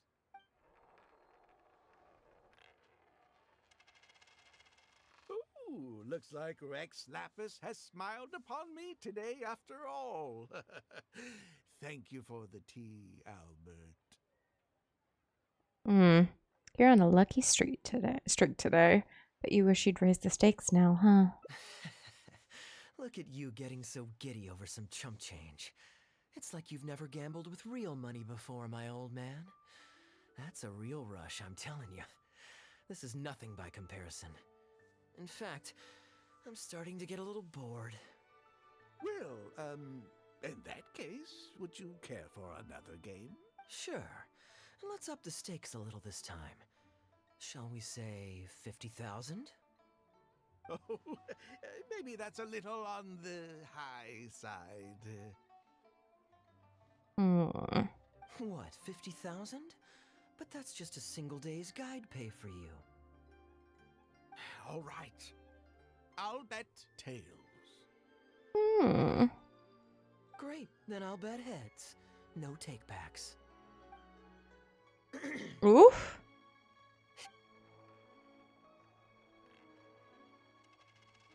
Oh, how unfortunate. I shouldn't have gotten greedy. After all, in the long run, gambling is always a losing game. 50,000 more. My goodness. Albert, I'm terribly sorry, but as it happens, I forgot to bring my coin purse with me today. Could you perhaps take this 50,000 out of my guide fees? Call it an advance payment. That would make us even. Advance payment? Sorry, I'm afraid that's not my style. It'll have to be cash. This day just getting better and better. Well, so be it. 50,000. Let me see what cash I have on me. Hopefully nothing. Mr. Bai Just takes out 50,000? 50,000. That's not what we agreed on. Huh? What are you talking about? I think you'll find that our bet was for 50,000. No, it wasn't. The amount was 1 million. 1 million? Are you insane? Come on now, Albert. Be serious. A million here and a million there might be all fun and games to you rich types, but to ordinary folk like myself, this is no laughing matter. Oh, so you're ordinary folk now? I'm being perfectly serious. I know what I said, and what I said was 1 million mora. Ooh. You're lying through your teeth. Hey, young lady, you tell him. Did you hear him say 1 million at any point during our bet? Absolutely. He said 1 million. Huh? What the? I'm not deaf, you know. I swear I heard 50,000. Wait. Oh, I see. You two are in this together. I never met either of you before today, and out of nowhere you suddenly roped me into betting over a coin toss. And now you're accusing me of owing you 1 million mora. $1 million. Huh? Do you have any idea who you're trying to cheat? I know all the tricks in the book. I can't believe a couple of beginners like you managed to get this far. Well, don't you try to celebrate just yet. You amateurs have a lot to learn about the art of the con. Do you really think that nobody else will have heard all the commotion we just made? All I need is one witness, and this little scheme of yours falls apart. Oh. Frauds! Frauds, I say! These two kids are trying to scam me out of my hard-earned mora! Hostess! Oh, hostess, come quickly! How pathetic. What is going on here? If you can't abide by our rules, you're not welcome at Yenshang Tea House. I don't care what the issue is. You don't get to make a racket like that in here. Halberd! Fang! Wait, don't throw me out! These two con artists are trying to steal my mora. You can't let them get away with it. Well, let's take this somewhere else. I don't want any of you disturbing the other guests. Oh, we could just go with the cheesing. Follow the hostess to the side and explain. Okay, you two. Care to explain yourselves? Gladly. He's making up completely spurious claims. We were betting mora over a few coin tosses, and now he wants to back out. In the land of contracts, of all places. He won 250,000 from me, then another 800,000 from the both of us. Now he's refusing to pay up the measly 50,000 that he lost in the final round. Okay, so after settling up, a total of 1 million mora should have changed hands. Sounds plausible enough. It's a complete pack of lies. Hostess, if you don't believe me, ask anyone else in the tea house. These kids were so loud. I guarantee you everybody in that room knows the true story. Sorry to interrupt you all, but you're witnesses to the situation here. Is what Mr. Bai says true? Oh, thank goodness you're finally here. What took you so long? That old guy's been bragging about the mora he's won so loudly, I'm surprised the whole street didn't hear him. I was about to report him to the Ministry of Civil Affairs. Leave me out of this. I want nothing to do with gamblers and scammers. Please, just bring me my check. Our new owner laid down the law not too long ago. We turn a blind eye towards casual games of dice, but there is zero tolerance for any explicit gambling with real mora. Return any winnings to the party you took them from, and we'll say that none of this ever happened. Oh? Otherwise, I'll have to bring in the Millilith. And I can assure you that they take a more hard line on this kind of thing than we do. Why should I have to give them any mora? I don't have any mora on me. Oh, but I think you do. 2 investments, was it? One of them to the tune of exactly 1 million as it happens. Oh, and don't forget you still need to pay the tab. Oh. Wait, how did you... Halberd! Fang! There's a gentleman here that I'd really like you to meet. Please, please don't. I'll pay, all right? This was never your mora to begin with. We'll be returning it to its rightful owner now. We can't have this discussion in front of the other customers. Please, step outside. Chuy's just trying to do her job. Just trying to do her job. There's Captain Wu. Hey, buddy. What did you think, Captain Wu? Could you hear clearly from your corner on the 2nd floor? Yes, everything. I can't thank you two enough.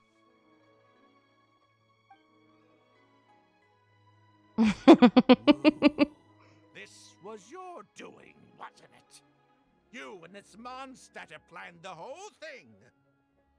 I mean... With that blonde one. And all the customers on that floor were in on it too, weren't they?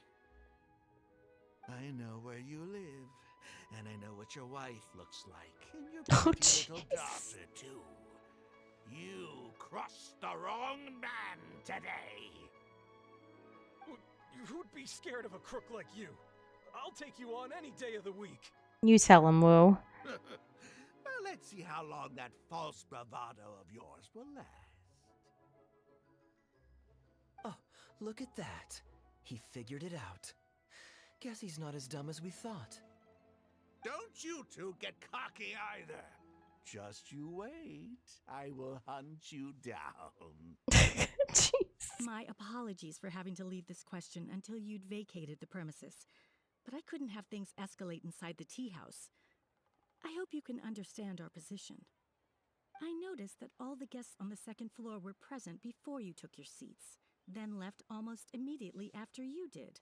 Would I be correct in saying you were looking to set this man up? Oh, absolutely, Chuyi. Wait, so you saw through it right away? Under normal circumstances, we would never tolerate a scheme like this taking place on our grounds, as it risks damaging our owner's reputation. However, I understand that our owner holds the traveler in high regard and must have good reasons for their actions. Still, I would appreciate an explanation, if only so that I can answer to the owner. Ah, as I thought. When you're operating on someone else's turf, you run the risk of clashing with the master of the house. Thankfully, we considered that possibility before going ahead with our plan. Oh? Over to you, brave hero. You're the one with the connections in Liyue. It's your time to shine. Where's Jaylon? You recount what happened to Captain Wu. Okay, I understand the situation now. It goes without saying that I have no wish to stand in the way of your chivalrous deeds. I'll report everything you told me to our owner. What a babe. Just a babe. Feel free to find me again if you need any further explanation. Well, Captain Wu, remember what I promised you? What do you think? Angry and frustrated enough for you? I think you delivered. Shame you didn't cry like a big baby, though. Excuse me, coming through. Is this the Mr. Bai you reported to us? Yes, that's him all right. The one who scammed Captain Wu. Wait! Where's your evidence? And Wu, you've already recovered your Mora. I don't deserve to be punished twice for the same crime. I mean, you could be, though. You can't talk your way out of this one. You're already suspected of defrauding multiple victims out of smaller amounts, and the combined total meets the threshold for a conviction. If it turns out you're guilty in this case, too, it'll only add to your sentence. Does the plaintiff have any witnesses? If so, we'd really appreciate if they could come with us and provide a testimony. Sure, sir. I'm happy to give a testimony. You got tangled up in this too, huh? In that case, please come with me. Your witness statements will play a crucial role in helping to move this case forward. Don't worry, we won't take up too much of your time. And you, sir, can stop twiddling your thumbs. You're coming with us, too. Hey, keep your hands off me. I'll cooperate. Stop manhandling me. What a big baby. Mela takes the con man away. Thank you so much, the both of you. I really don't know how I could ever begin to repay you. Well, I have an idea. We originally came here to do some sightseeing. Anywhere you'd recommend we go before the end of our trip? Let me think. Now, where would I want to go? Hey, are either of you interested in a fishing trip? Sounds fun to me. Ooh. Let's go.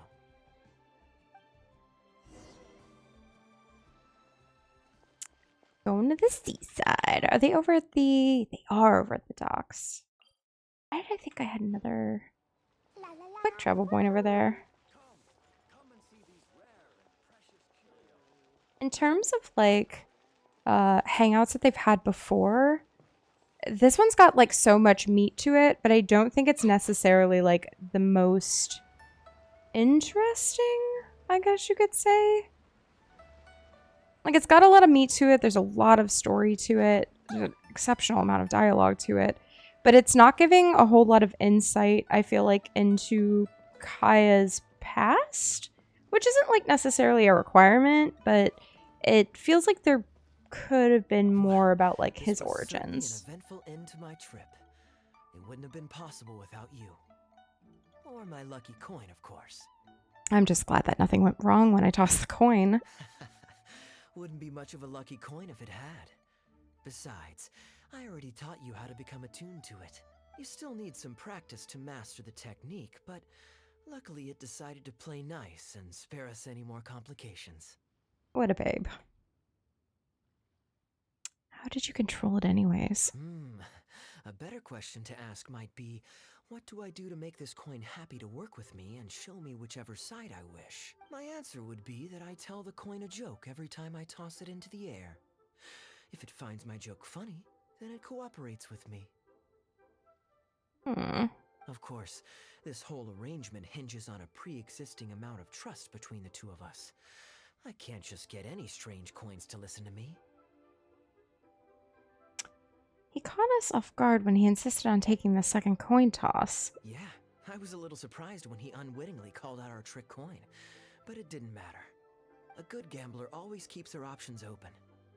You have to have a contingency plan for when the odds are against you. So when I went to the counter, I marked a regular coin as well as my trick one. That safely avoided any risk of him finding out about the trick coin. But it also meant that we wouldn't be able to control the result of that round. But hey, what does it matter?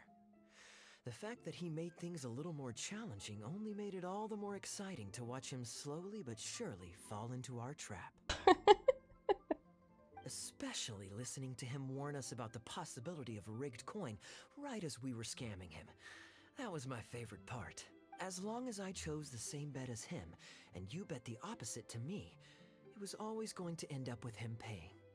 Unless, of course, he'd had some other tricks up his sleeve that we hadn't thought of. Then things would have gotten really interesting. You two are genuinely the smartest people I've ever met. I'm no intellectual, so I would never have been able to come up with a plan like this. Even when you described it to me, I only understood parts of it. Never change your good nature. All con artists get con themselves sooner or later. Well, I may not be the smartest guy around, but one thing I do know is this. One should always return tenfold the help that they've received from others. We were just ordinary acquaintances. You had no reason to help me as much as you did. If there's anything I can ever do for you in the future, anything at all, please let me know. You can always count on me. I guarantee it. Oh? You seem agitated. Are you worried about owing me yet another favor? There are two kinds of people who owe me favors. One is my friends, and the other my informants. My informants have to fulfill whatever requests I make of them, no questions asked. The question is, which kind of person do you want to be? Ah, and you're torn again. Too afraid to ask to be my friend, but also daunted by the dangers inherent in becoming my informant. Well, it's okay, because I just thought of a fun and easy way to get us out of this impasse. Let's do a coin toss. This is the regular coin I prepared for the contingency plan when I was borrowing a pen from the bar. Not the lucky one that does what I tell it to. If it's heads, we're friends. But if it's tails, you're at my beck and call. May the Lord of Geo decide. So, was it heads or tails? What do you think? What does your heart tell you? Kaeya just put the coin back in his pocket. I understand now. You have my most sincere gratitude. No, that's a little too formal. What I'm trying to say is, here, your fishing rods, my friends. What a good guy, Captain Wu.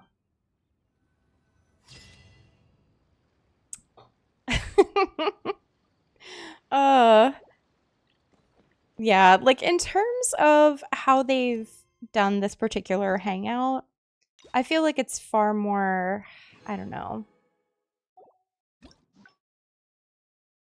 less giving.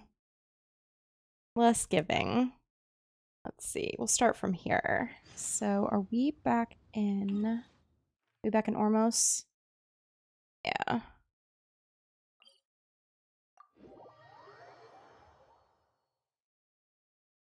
I think otherwise these kind of stick pretty close to those two particular storylines, so I'm curious to see like how much this is going to divert, if you will.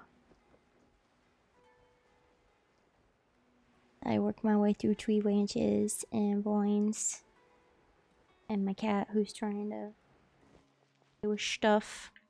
Hey, buddy. You're always so busy. And All anyway, right. life is short, so we should make the most of the time. All right. We can't spend public money of our own amusement. Now I remember why you're an honorary knight. Of course, being tempted by money is beneath you. Your honest character is dazzling to behold.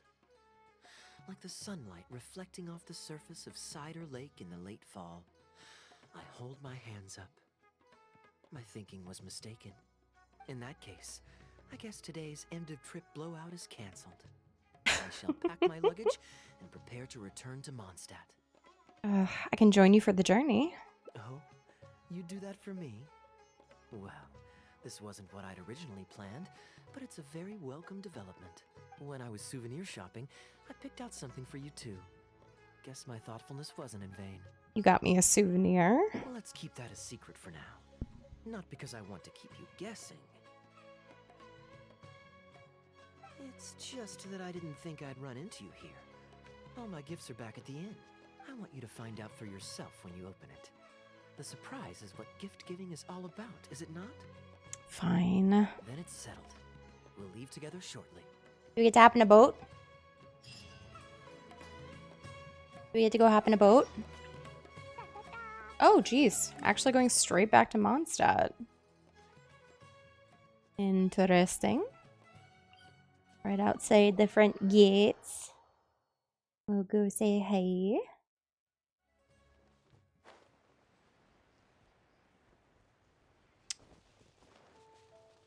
For a second, like, briefest of moments, I thought that that was focused over Timmy, and I was like, oh god, no. He's gonna be so angry about the pigeons.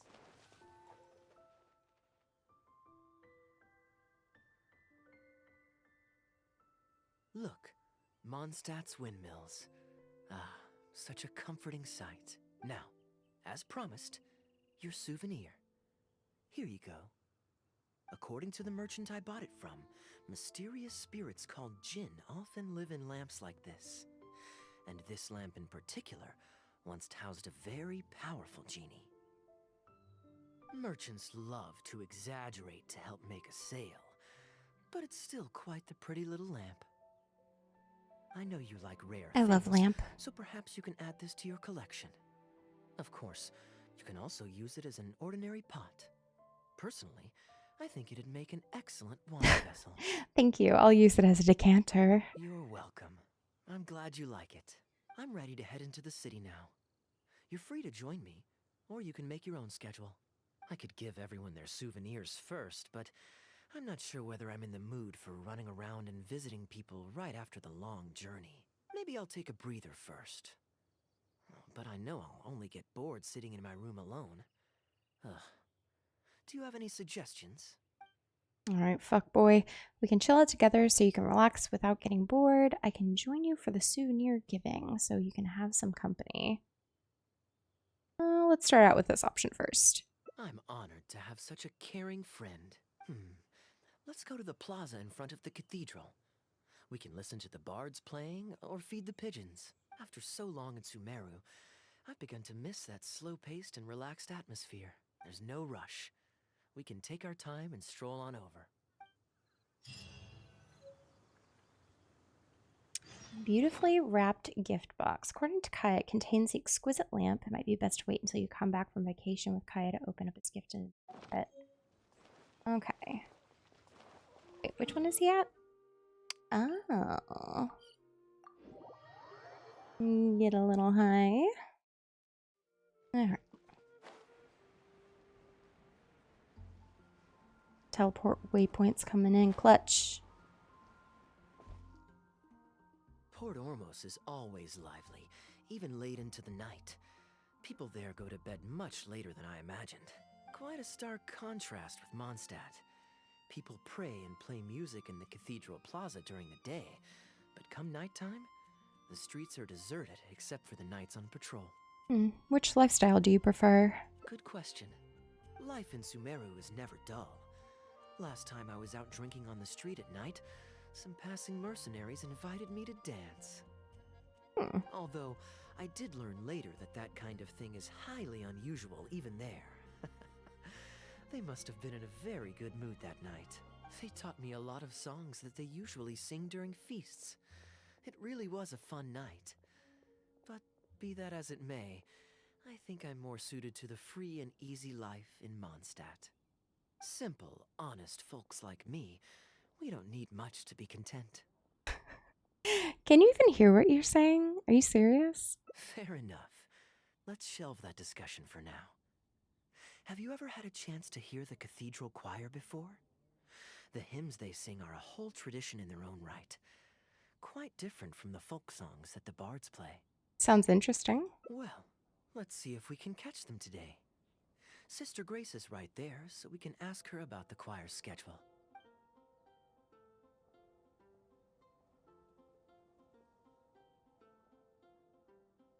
Excuse me, Sister Grace. Does the church choir have any performances coming up soon? Oh, I'm so sorry.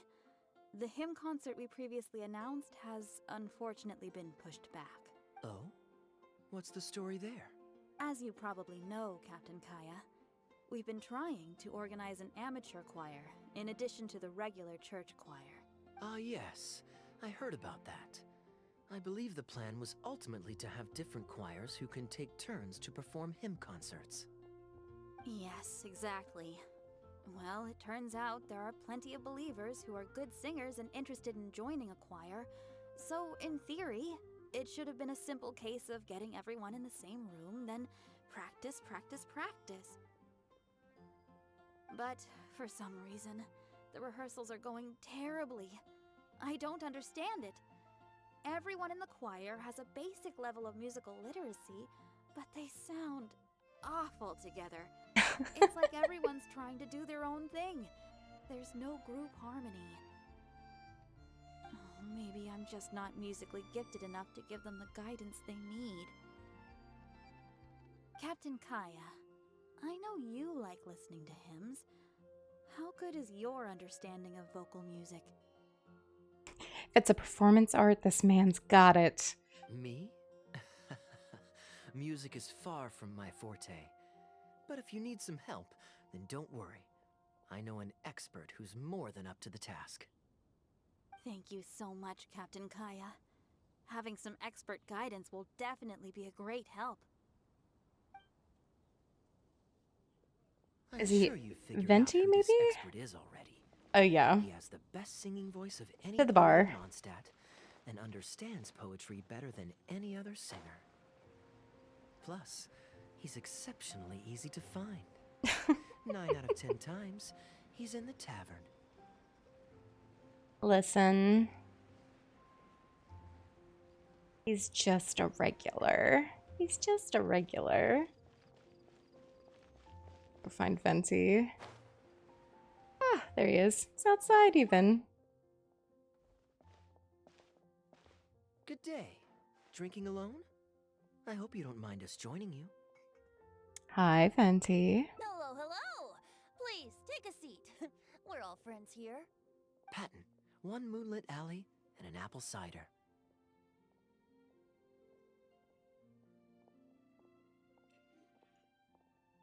Longest transition scene. Longest. Ooh, excellent choices. Come on, let's have a toast and drain our glasses together. Here's to the time spent drinking with friends, which is more unforgettable than the drinks are delectable.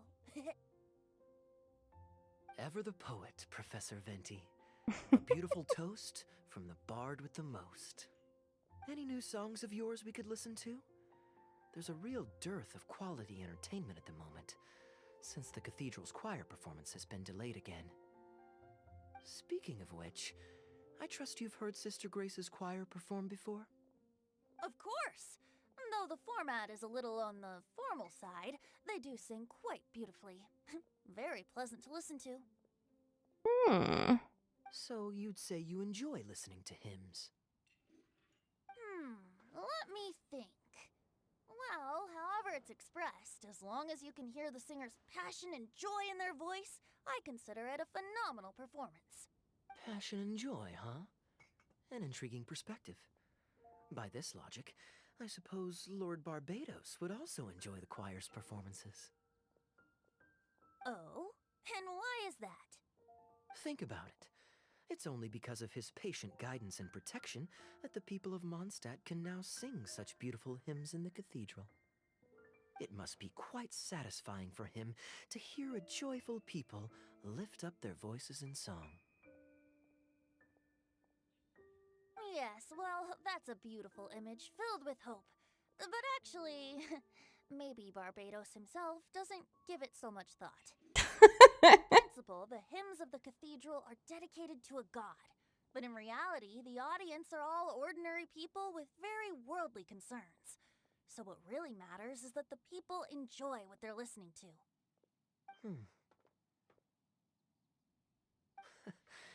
If Sister Grace was able to see things that way, perhaps she wouldn't feel so distressed. Huh? Distressed? About what? You explained Sister Grace's predicament to Venti. She might be asking a bit too much. To be honest, if they have a natural talent for music, they should just be allowed to sing whatever they want. It'll all sound good. Even if they aren't singing the same tune? Even even if their voices aren't in harmony? I'm pretty sure the first people to sing songs to the Animo Archon weren't all singing the same tune.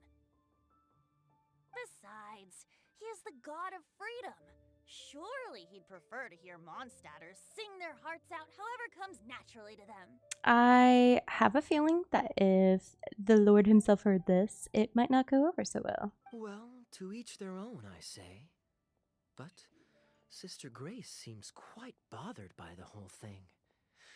If only a kind soul with a deep understanding of poetry and music could help her. Patton? More drinks? More drinks? Uh-oh. I only brought enough money for one bottle today. I'll have to pass. Another bottle of apple cider for Venti, please, Patton. My treat. Wow! Thanks, Kaeya.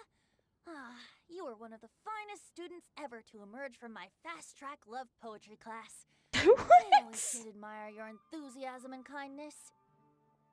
With the aid of this bottle, a humble bard's woes are whisked away on the wind. And so it falls to this humble bard to pass the blessing on to another. Then this is probably the single most worthwhile alcohol purchase I've ever made. With your help, Sister Grace's problems are as good as solved. Sister Grace is a devout follower of the Animo Archon. Perhaps it's her depth of devotion that causes her to worry too much about the smallest things. Don't worry. Just wait a moment. I'll go find her. Right after I finish this cider. The next time you visit her, our sweet sister shall be sad no more. One can hope.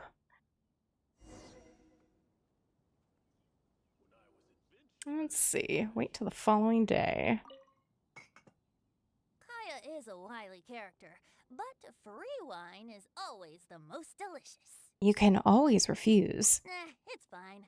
I mean, the church's choral hymns aren't exactly my strong suit, what with all the finicky formalities and so on. But as long as there is love for music in the air, I'm sure I'll be able to help. It sounds like it'll actually take a lot of work. You're not just doing this for the wine, are you? Hey, if I'm happy and Sister Grace is happy and the audience is happy, that's a great thing, isn't it? Let's see, so... Wait until the following day, 6 a.m., bright and early.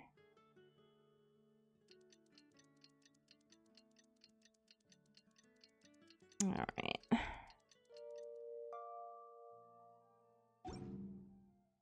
Alright, where are we going? Oh, Cathedral Plaza. All's veil but seats up. Why do I feel like my ears are gonna bleed with this?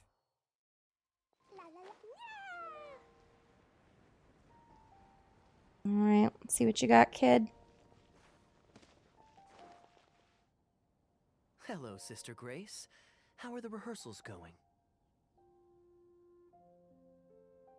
Captain Kaeya, your bard friend has a few suggestions that are somewhat fanciful in nature. Fanciful in the sense of not worth adopting? Is that what you mean? What are your thoughts, Venti? Everyone in the choir loves to sing, but they're used to singing their favorite songs. Suddenly asking them to sing in perfect harmony like a church choir with years of experience is just too difficult. So, why ask them to adjust to the demands of those staid old church hymns when you could just create a new song for them? One that they'll be able to grasp quickly? If you want, I could help. What a babe. Church choirs typically stick to traditional hymns. This is certainly an innovative idea. What's stopping you from considering it, Sister Grace? While I don't expect a recently established amateur choir to perform on par with our own church choir, this would be a major departure from tradition. I'm just not convinced that it's appropriate. Is the Church of Favonius really such a stickler for tradition? Giving believers the chance to express themselves freely seems like it would be a very positive thing. So Venti, do you think the Animo Archon would like to hear a new melody? Of course! This was the wish of the people when New Mondstadt was first founded. Okay, well let's see what our other friend thinks. Traveler, what are your thoughts? Let's see. Audience might take some time to get used to a new song. I, for one, am inclined to agree with Venti's understanding of Barbados. Another vote of confidence. Maybe there's hope for this idea yet. Maybe it's just a generational thing, but... Oh, well, it's not a completely unreasonable idea. I suppose it can't hurt to try. Looks like we're all in favor then, so let's start preparing. Sister Grace, could we trouble you to inform the choir members? Of course. I'll tell them now, and then we'll give this a try. Should we find some people to help us compose the lyrics? If this is to be a new song of the people, then the more fresh ideas we have, the better. Good idea. Let's split up and find some contributors, Traveler. Alright, who should I go look for? Let me think. Since we're composing a song, we should try and recruit at least one person who understands music. Where's Barbara? Aha, I know. Sister Grace, how would you feel about us asking Sister Barbara to provide her input?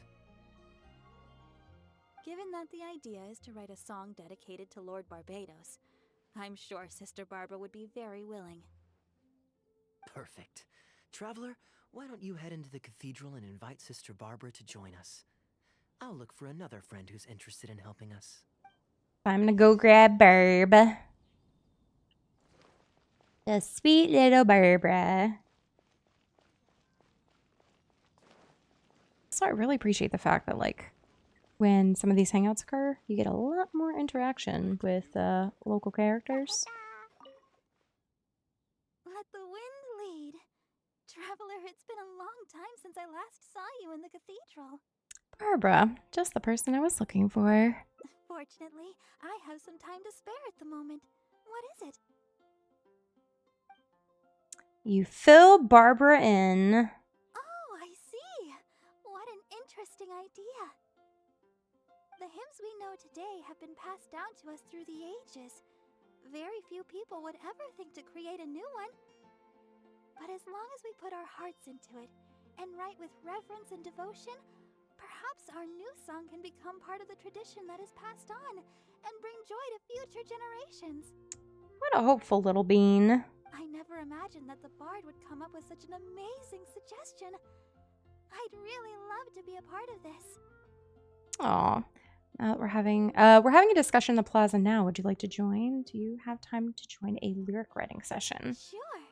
Let's go there together right now. All right. That was easy.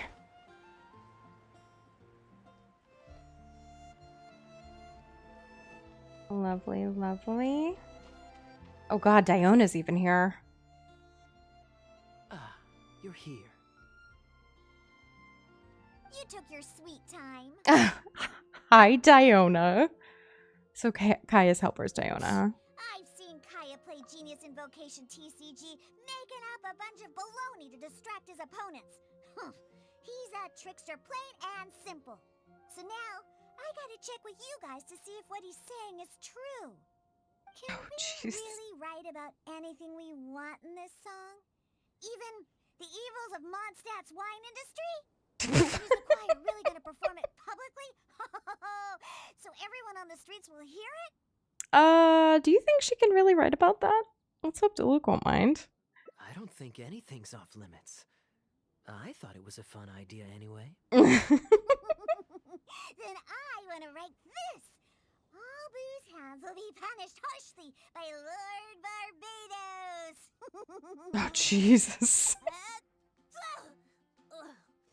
That's a very novel idea indeed. I'm used to just humming to myself while I work. So after Sister Grace criticized us for not singing in harmony, I was planning on quitting the choir. I never Aww. thought we'd be able to just sing what we wanted. What a relief. Plus, we get to write a song with Sister Barbara. I'm so honored. Thank you, everyone. Why don't we start by picking a theme for this song? I agree. Traditionally speaking, the theme should be Praise be to the gentle and loving Lord Barbados. I expect that Professor Venti might feel that topic is overdone and lacks originality, and that it may not be to Lord Barbados's liking. That's Kaeya for you. Got it in one. I'd suggest that everyone start by thinking of the little things in life that bring you joy. Ooh, well then can I praise the perfect fish head soup my mom cooked last night? Of course you can. I think I'd like to rejoice in the precious days spent together with family. Let us praise Mondstadt, the city that allows us to sing freely.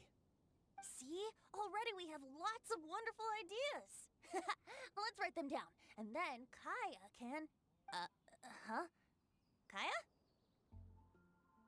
Did this lad leave? Oh my gosh. Wait, where did he... Wait, what? You okay, buddy? What are you doing here? Didn't want to participate in the discussions? Do you want to leave? I just wanted to take you to hear a performance. But that obviously didn't happen, thanks to the problems with the choir rehearsals. The rehearsals are now back on track, so I've done my part. If I stay here any longer, I'll probably get roped into singing with them. I'd rather it didn't come to that. My songwriting abilities are limited. Here you are, helping other people out when you're supposed to be kicking back and relaxing. If doing nothing but loitering on the plaza enjoying the scenery all day is the only way to relax, then I suppose I didn't get to relax. But that would get boring after a while.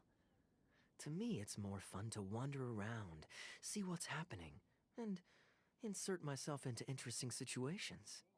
Besides, can you be so sure I didn't have something to gain from helping Sister Grace with her choir rehearsal dilemma these past few days? Oh, I spy 2 naughty students skipping class, and they just so happen to be the very 2 who asked me to help Sister Grace in the first place. We're ready to review and discuss everyone's lyric contributions now.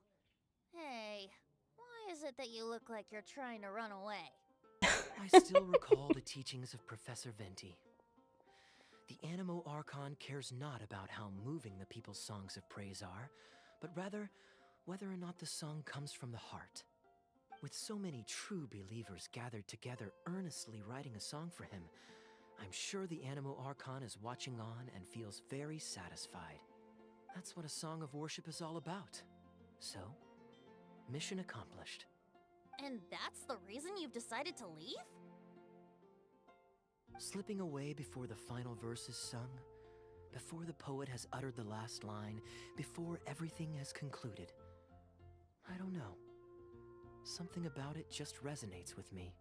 You're just embarrassed to sing, aren't you? Oh no. You've seen right through me. Wow, that was a craftily crafted speech. I almost fell for it. But to share all this with a group of friends, only to find myself one friend short before the final verse is sung, before the poet has uttered the last line, before everything has concluded, I don't know. Something about it just irritates me.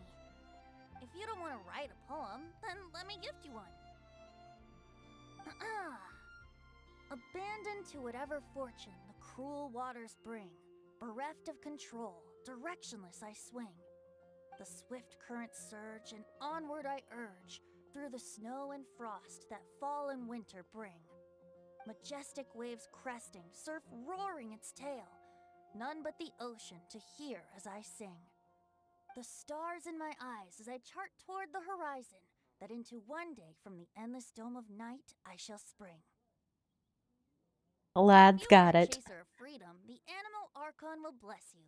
So why not let those feelings out and sing with everyone? A boat that has come unmoored will not get lost in the night, but sail towards the dawn. A beautiful image. Of course, you don't have to believe in it, but the winds of Mondstadt will guide every lost ship back to safe harbor. Well, after a fine poem like that, it would be plain rude of me not to rejoin you. Let's head back together. You 2 of all people have to be there for the grand finale. Lovely. And we get a little lamp. Not too shabby. The Sumeru-style lamp is an exquisite gift from Kaeya. The pure white porcelain of the body is embossed with simple yet elegantly beautiful etchings, while the arms and base are made of ornate and striking metals. The lid has a crystal-like accessory embedded into it. Even in the discerning eyes of merchants used to trading and appraising precious artifacts, this stands out as a rare treasure beyond compare. This lamp also contains precious memories of your encounter in Sumeru and journey together, and thus its true value is priceless. Lovely. Not too shabby. Okay, so I feel like those should be like the majority of the questables. Like there's only slight wow, so there's 2 endings that roll off of that one then. Okay. So this is us handing out gifts to people. Let me take a quick travel here.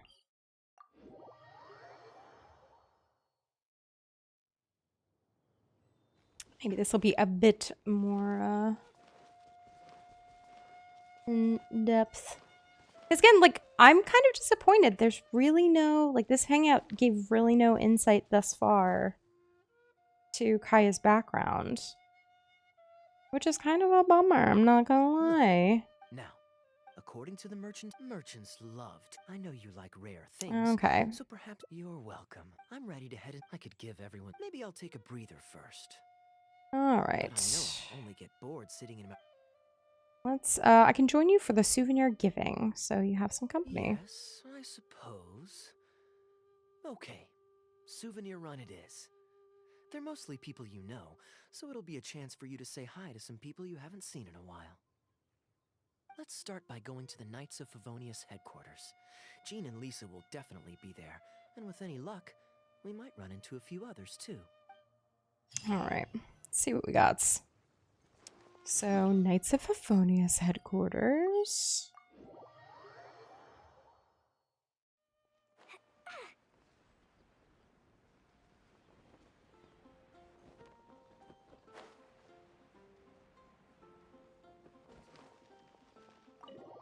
Pop in here.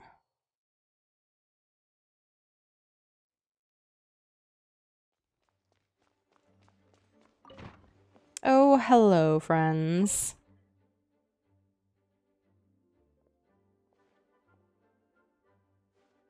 Hey, you two busy?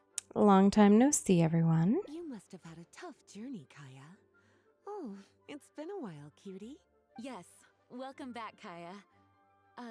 Why is the honorary knight accompanying you? You explain your chance encounter. I understand. Back to matters at hand, Kaeya. I have already received your report. You did well this time, thank you. A few days ago, we received a letter from the representative of the Wine Merchants Association in Sumeru. It was thanks to your on-the-spot decisions that further losses, due to continued delays, were avoided. Just doing my duty.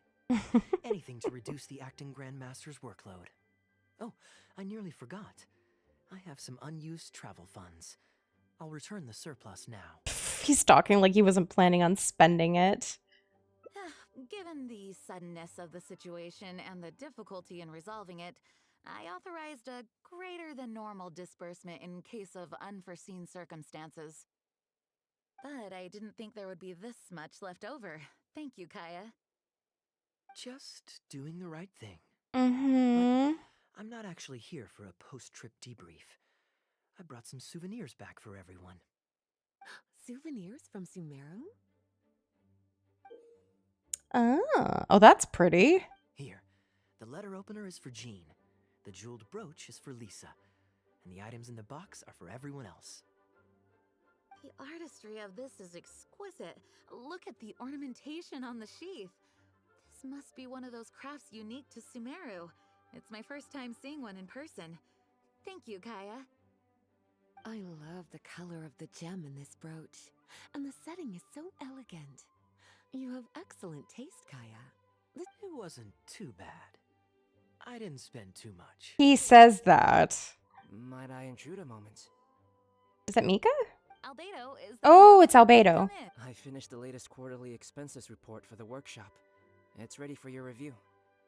Traveler, greetings. And Kaeya, welcome back from Sumeru. I haven't seen you in a while. Hello, Albedo. You two look like you're in good spirits. As a matter of fact, the honorary knight and I traveled back from Sumeru together. Ah, yes, and I brought some souvenirs for you and Klee. Give you a Aww. set. Hold on, let me dig them out. You're too kind. Klee has been constantly inquiring as to the timing of your return lately. Since you weren't around, she thought you had also been grounded, and that it would be a long time before you could come out. Oh. Children always have the most peculiar way of looking at things. Also been grounded?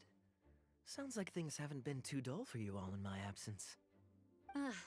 It's Klee's third time this month. Evidently, you're not the least bit surprised. No.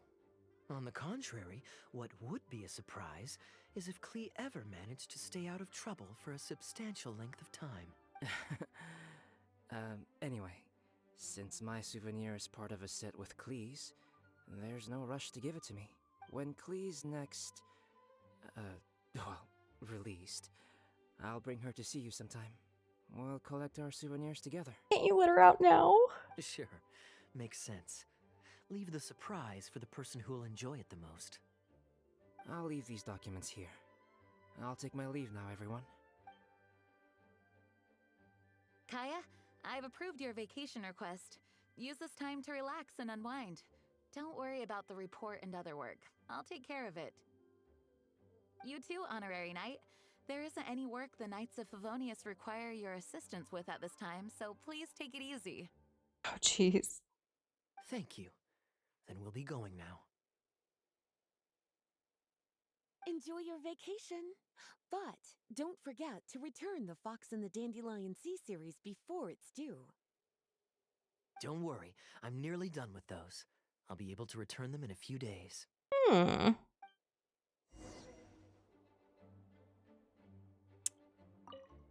Kaeya is just as thoughtful as always. Is he, though? Though there's always something to do, with everyone lending a hand, I always feel at ease. Let's see.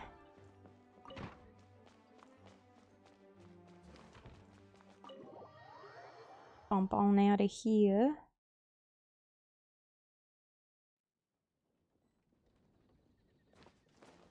All right. I'm surprised Klee still hasn't escaped. I taught her a few tricks just before I left. Why are you smirking? Kids will always have their moments of mischief. But to be able to grow up without a worry or care in the world is something truly precious.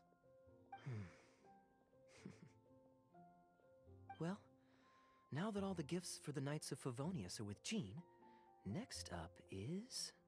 Ooh, how about we visit the Dawn Winery under the pretext of delivering souvenirs and try to score some free wine? Oh, jeez. Diluc should be there tomorrow since he has business to deal with. But then there's nothing scheduled for the day after tomorrow, so perhaps it'll be easier to get free wine then. What do you think? When should we go? Let's just go right now. Let's see. Tomorrow. That works. Then I guess we'll see Diluc. Let's meet at the front entrance of the Dawn Winery tomorrow. All right. So, I'm going to assume that we're going to end up going over there anyway. So, let's see. It's usually 6 a.m. That.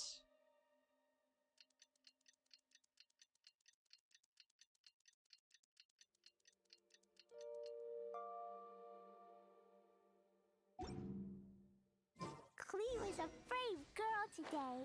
I found a really weird-looking lizard. Want me to show it to you?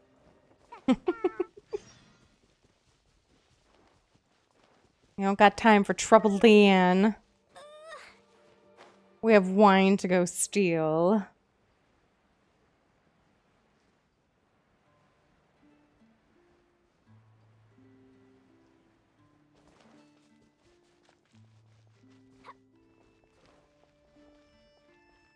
Oh, no.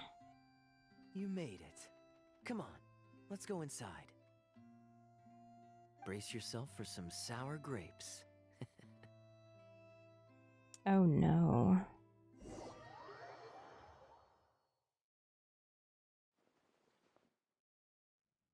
If you're not feeling well, then let me go this time. Oh, I'm fine. It's not serious. Oh, I'm sorry. I hope I'm not interrupting anything important. What are you doing here today? And I see you've brought a +1.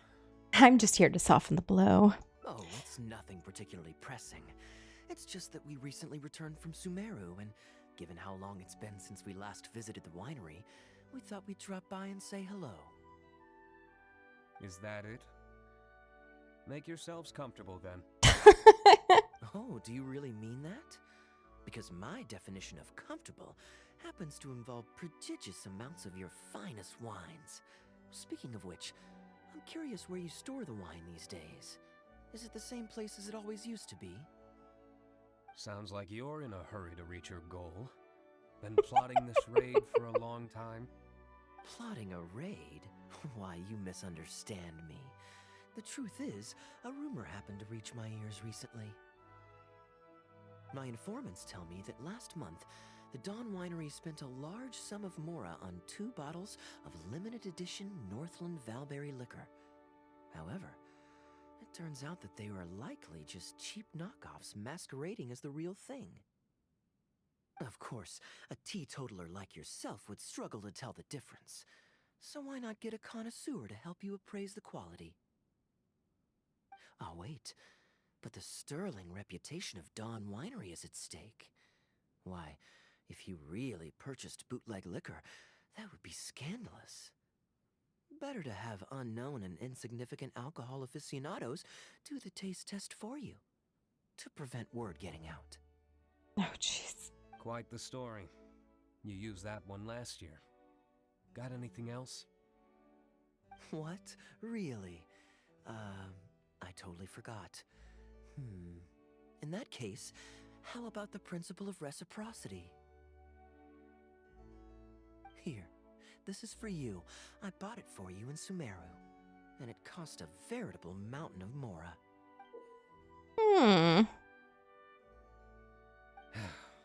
Thanks. Put it on the table. That's it? No comment whatsoever? You want a comment? Okay then. This thing is very in line with your unique aesthetic tastes. Much like that vase over there. Oh, is that where the vase came from? Elzer, fetch a bottle of this year's newest batch from the warehouse, or else someone will keep blathering on with endless excuses. One moment, Master Kaeya. I shall fetch it immediately. Yeah, this lad needs a break. What's wrong, Elzer? Are you okay? My throat is a bit raspy is all. It got better after I began taking medicine, but recently it flared up again. Other than a bit of difficulty breathing now and then, it's nothing to be concerned about. I don't know, man. That sounds pretty concerning. Many illnesses are caused by overwork. If you don't get enough rest, medicine alone won't solve the problem. Surely you should have long since handed over the work of the winery to Diluc by now. You can't keep being Diluc's butler. He's becoming a louse. Actually, most of the time he...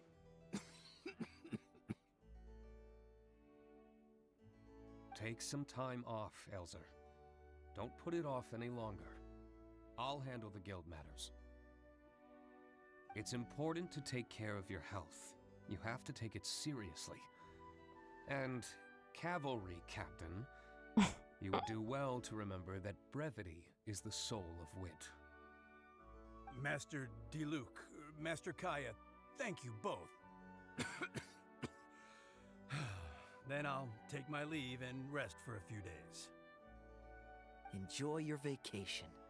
Though, before you officially clock out, let me head out the door with you. We can grab a few bottles on the way. There's nothing quite like enjoying a quality wine while feeling the gentle breeze against your face. Want to come to Luke? Normally I'd accompany you, but unfortunately I still have some pressing matters to take care of. My apologies and regards to both of you. Really? Oh, that's a shame. God damn it. Oh. Where's Kaeya? Gone already? Kaeya's still here. What are you working on? Right now, just the usual day-to-day winery business. But I'll be attending a meeting in Elzer's place shortly. The meeting concerns research and development of new beverages, and involves collaboration between several different wineries. It makes more sense for me to attend anyway.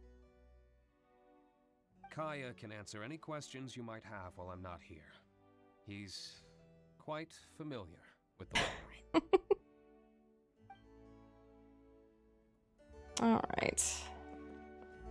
Yeah, I've always wondered about, like, that particular vase. Oh, vase that looks completely out of place in this building. Probably a gift. So, I'm taking the guess on that one that it's gotta be Kaeya's.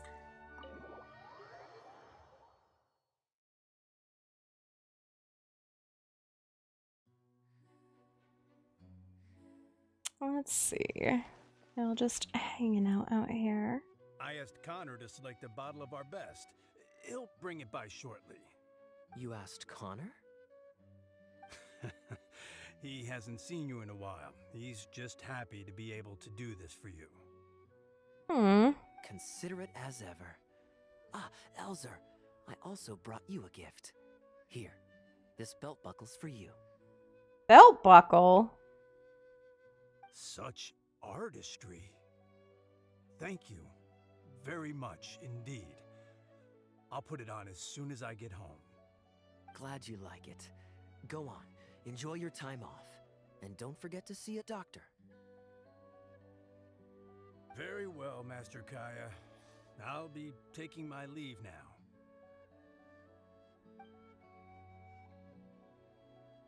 Elzer is a good guy, and he's very responsible. But with 1,000 different things to worry about each day, that same sense of responsibility wears him down. Master Kaeya, your wine and an apple cider for your friend. All freshly fermented this year. Please, have a taste. How come I get the apple cider? Traveler, this one's for you. Thanks, Connor. Oh, very clear. And a full-bodied aroma. That's rather nice. Isn't it? This one's a little on the sweeter side, but I can go grab a dry one if you'd prefer. No need. Sweet is just fine. Let's drink one together. Don't mind if I do. I haven't caught up with you like this in a long time. We used to always pour the first glass for you when cracking open a new barrel. With you gone these past few years, I've had to drink it for you. Well, since it wasn't me harvesting the grapes, de-stemming, or crushing them, it's much more fitting that you should take the first taste. De-stemming, crushing. It's an important step in the winemaking process.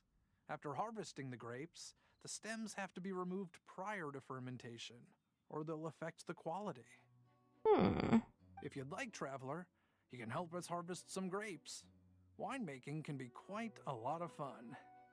It isn't nearly as exciting as he makes it sound. Your back will be in so much pain after picking grapes that you won't be able to stand up straight. Master Kaeya is right. Harvesting grapes is a back-breaking labor. But seeing the grapes turn into grape juice, then ferment into wine, it's a fascinating experience. And every person at the winery should have a chance to share in it. Wait, so D-Luke actually helps you with the winemaking? Oh, goodness no. Master D-Luke is far too busy, not just during the day, but even at night. He's Batman. Oh? And just what is D-Luke always so busy with? Well, you know, come nightfall, he's always out there, networking and so on. Master Kaeya, you may be surprised to learn just what lengths Master D-Luke is willing to go to for the sake of the business. Connor, you're an awful liar. I hate to see you struggle. Oh. So, Master Kaeya, how do you like your drink? I remember you weren't very interested in wine when you were young. That was the least natural segue in a conversational history. Honor almost exposed the Dark Knight hero. That was because the adults said children weren't allowed even a drop. Don't you remember how much trouble D-Luke got in that time he snuck a drink? Ah, yes, of course. Adeline even covered for the two of you. But on a serious note, having grown up at a winery, I spent my childhood watching Tunner plant the grape seeds, waiting for them to ripen on the vine, harvesting them together, and waiting for the alcohol to ferment. Even though I couldn't help with making distilled spirits, watching everyone work was fascinating. How could anyone not love to drink with a childhood like that? Jeez. So, let us raise a glass to wine itself, and in thanks to the gracious hospitality the winery has shown us today. To our generous hosts, though my drink is non-alcoholic. Here, to Dawn Winery. 3 glasses clink and are promptly drained in celebration. Speaking of wine, Connor, I have a gift for you. It's a decanter set from Sumeru. I get a present too? Thank you, Master Kaeya. Time really does fly. I still remember the days when everyone was giving you gifts at your birthday parties when you were young. Now I have wrinkles and Tunner's bent double, while Master Kaeya is the cavalry captain of the Knights of Favonius. How is Tunner holding up? He's still tough, but getting on in years, so some things just aren't as easy as they were. But he's used to doing things his way and doesn't trust new employees to do it for him. That's a boomer mentality. A lot of the temporary workers I hired quit because they couldn't handle how picky he was. Master Kaeya, if you have time, why not go talk to him about it? You're probably the only person he'll listen to besides Master D-Luke. I definitely owe him a visit. I haven't seen him in some time, and I do have fond memories of the days when he was teaching me to pick grapes. Oh, we have to go chat with him too? Shit. Hello, old lad. Busy day today, Tunner? Oh, Master Kaeya, you're back. No, I'm not at all busy. I just spend my hours watching the grapes growing on the vine. They're growing wonderfully this year. A few rows are almost ripe. We've already begun harvesting them these past few days, so that'll keep me occupied. Sit. After we're done picking, I'll bring a few bunches over for you to try. No need. We were just drinking with Connor, and our stomachs are so full of wine that we couldn't eat a bite. What about your friend? Doesn't she want to try? Thank you. I'm not hungry though. Allow me to introduce the honorary knight of the Knights of Favonius. Ah, the honorary knight in the flesh. There are so many talented people in the Knights of Favonius. You all have bright futures ahead of you. Harvesting grapes is hard work. Let me help you. Do you still remember how I used to help out when we were short-handed? I believe I do. In that case, I'm counting on you. I'll help too. What's this? Everyone's clamoring to do manual labor? Well, suits me. More help is always appreciated.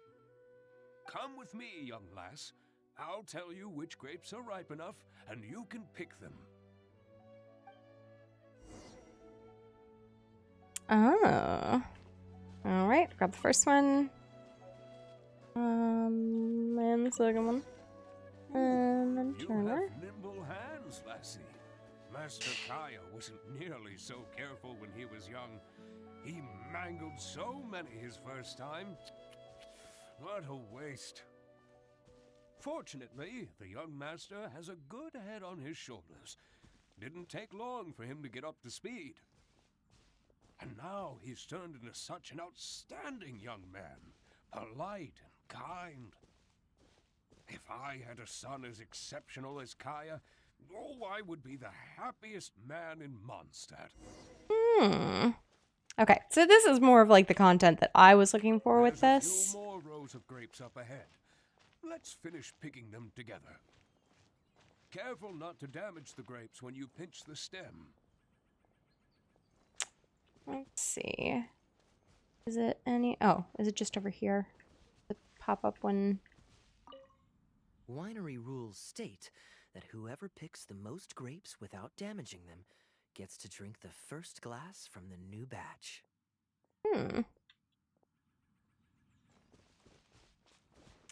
Where'd Old Man River go? Okay. These grapes look excellent. You're a fast learner. There we go. I'll take them. Good job.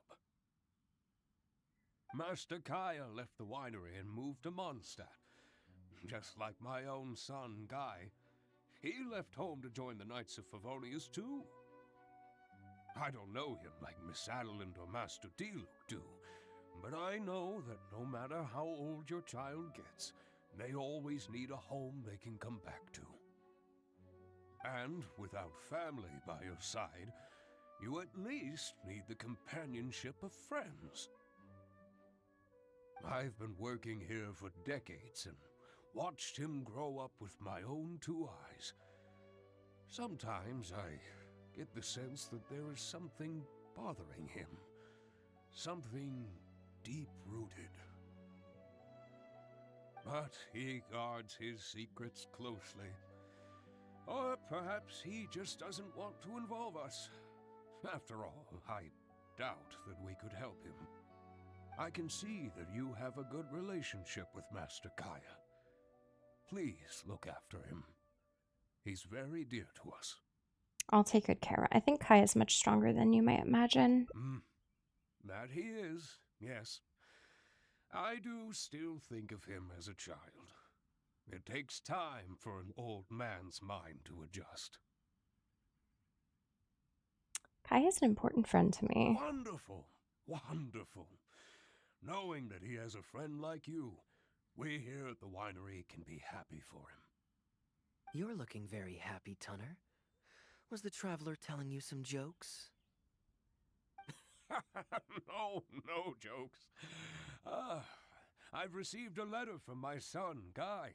He's really going places. I'm so delighted. Master Kaeya, honorary knight. My eyesight is fading in my old age. Could you read it out for me? Of course. Thank you both. Aww. That's pretty cute. That was probably, thus far, the closest that we've had to, like, any type of, more deep relationship. So there's one left. Okay, so homecoming. So are we back at, let's see. All right, so back to Knights of Favonius. Oh, I thought I had teleport. Okay.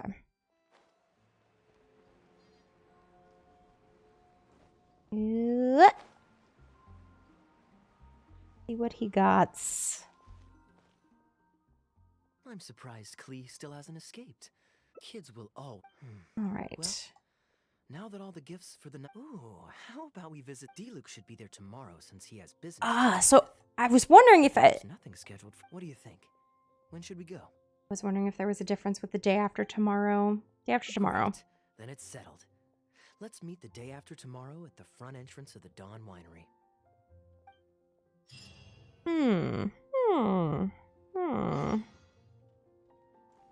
Wait until 2 days later.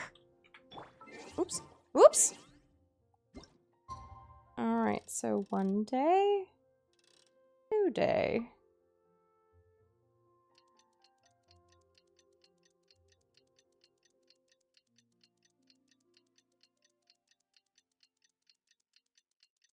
Longest wait.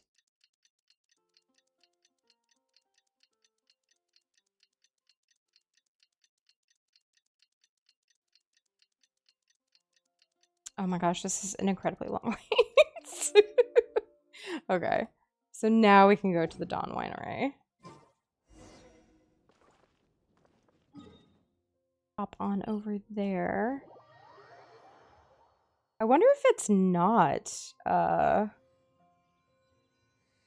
Luke that's there.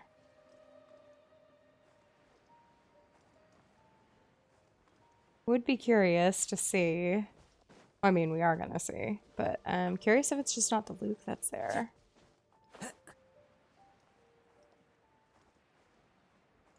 As we go around.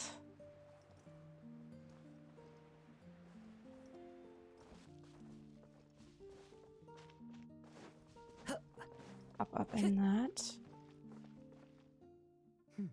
You're more punctual than I expected. Let's head inside.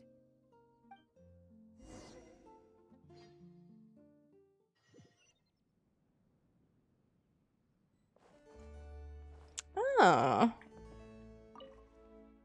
Master Kaeya? And the Traveler? Welcome, welcome. Please, come in. I'll fetch you both something to drink. Long time no see, Elzer. Yes, it's been a while, hasn't it? So, what brings you back to the winery this... Sorry. Is there anything I can do for you? Elzer, could you please stop dying? No need to be so formal. I just returned from Sumeru and dropped by to see you all. Ah, what a pity. Master Diluc went out to handle business last night and hasn't returned yet. Never mind. The main thing is that you and Adeland are here. Oh, speaking of Adeland, where is she? She's taking some time off. She was busy cleaning yesterday and finally has a bit of time to herself. Perfect. I brought some gifts for you both. Here, this belt buckle is for you.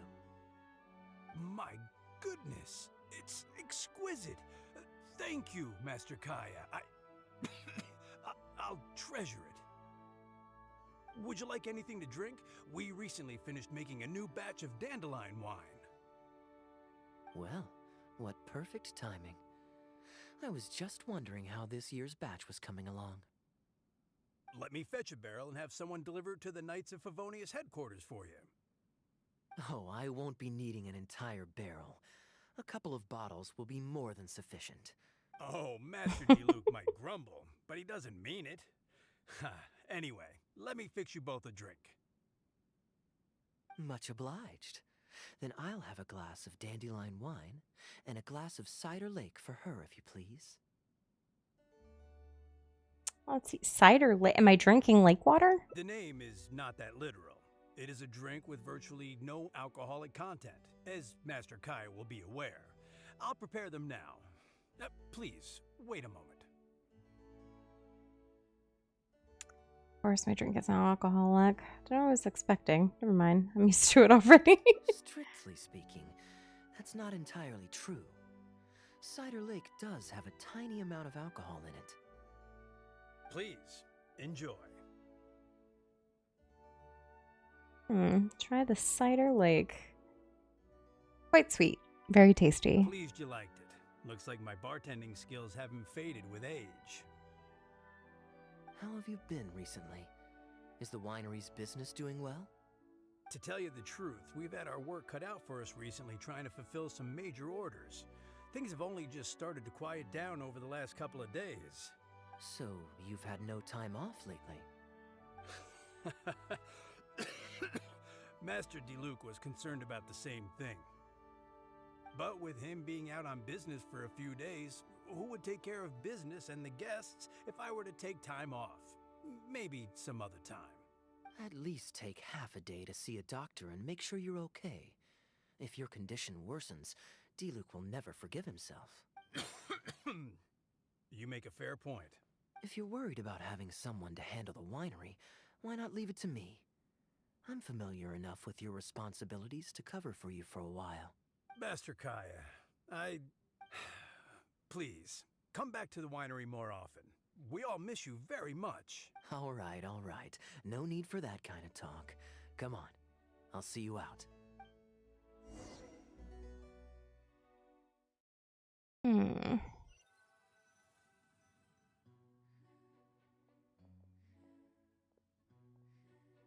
While I'm resting, I shall leave Dawn Winery in your hands. Don't worry, I'm not going anywhere. Rest easy, and go see the doctor. Such great weather today. A calm breeze and delicious wine. This is quite the treat. Though, it's a pity this batch seems a bit bland. How about I go to the wine locker and fetch one from the reserve collection? I remember it's on the second floor. Is that allowed? Of course it's fine. I promised Elzer I'd help. I said nothing about leaving the wine alone. Oh, thank God, an adult showed up. Sorry, I'm a little late to the welcome party, but I believe I just heard the words wine locker and reserve collection. Planning on pilfering a bottle of reserve, Master Kaeya? The reserve collection is reserved for a reason, you know. You should at least run it past Master Diluc first. Oh, Adeland, surely you misheard. We were simply taking a walk around the house. I see. Anyway, what brings you and the traveler to the winery today? We just returned from Sumeru. It's been a while, so I thought we might drop by and say hello. And perhaps enjoy a complimentary drink while we're here. Surely you wouldn't object, Adeland. How could I object? We're simply happy that you've come back to see us. Oh, Adeland, I also brought some gifts for you all. This bottle of essential oil is for you. If you rub it on your hands when it gets cold, your skin won't crack. Oh my! I can't believe you remembered something like that. Of course I remember. You always took such good care of me when I fell sick as a child. In comparison, this is nothing. You're all grown up now, and you don't get sick nearly as easily. You don't need me to look after you anymore. True, I don't get sick as much.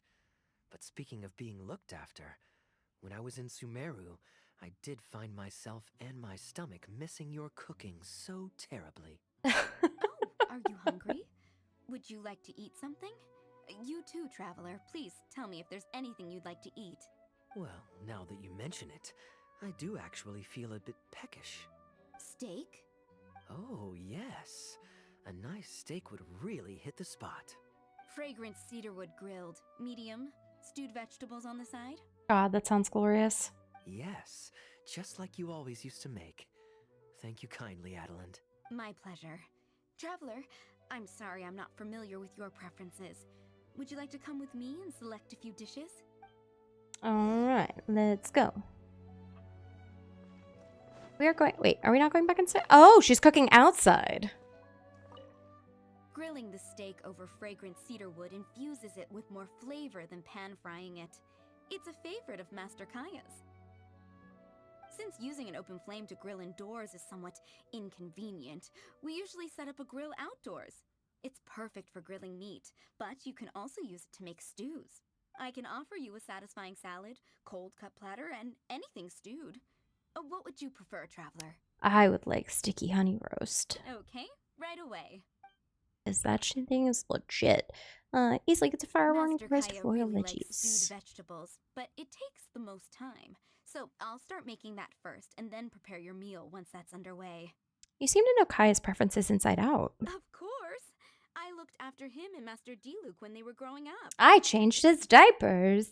He wasn't always such a complicated character. He was a gentle child, polite and very sweet. Boys, huh?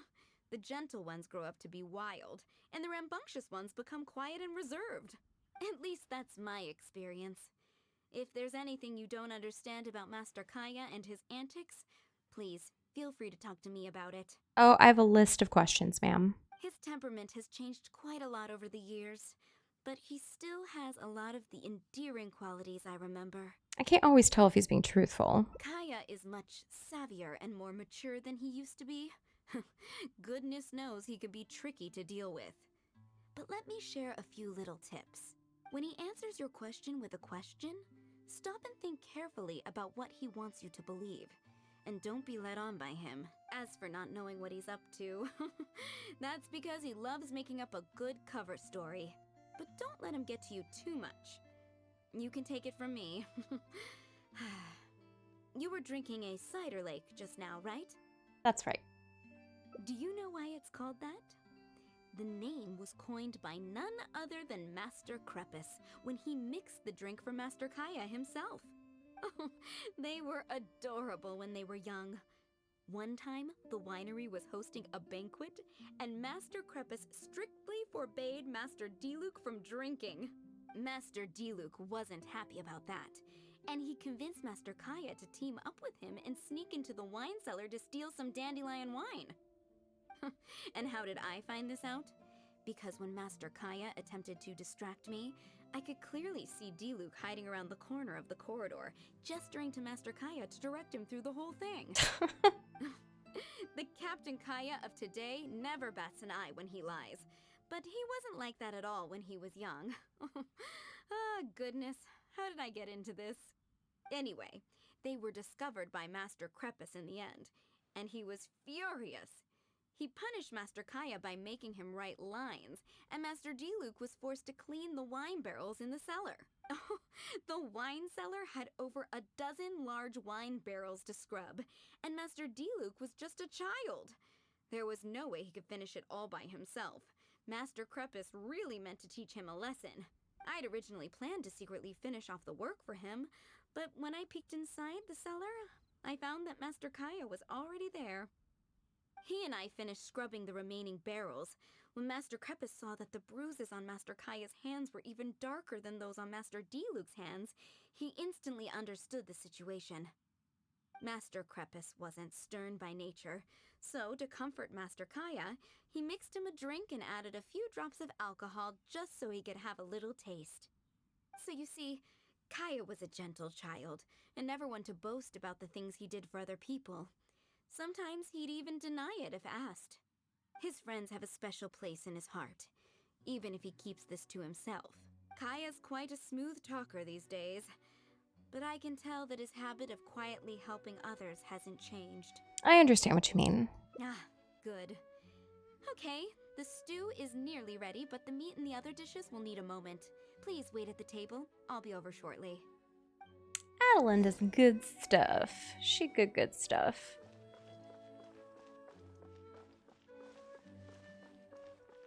Let's see. What's up, buddy?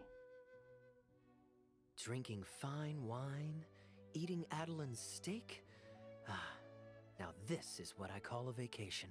And I got to hear some stories about your childhood. Oh? What has Adeline been telling you? She said you were a very smart kid. She said you had a strong sense of justice. So she told the good stories. Well, shucks. Now I'm embarrassed. Food's ready. I hope you're hungry. I made a little extra, given how long it's been since you were last here. Oh, we never imagined there would be such a magnificent feast. You've really outdone yourself. Why don't you sit and eat with us this time? The more the merrier. If you keep chatting away, the food will get cold. I'll wait here. Please call me if you need anything. I'm afraid that just won't do, Adeline. I'm serious. We get together so rarely. Can't you bend the house rules just this once? After all, I don't live here anymore, so I'm just a regular guest. You aren't going to refuse your honored guest this small request, are you?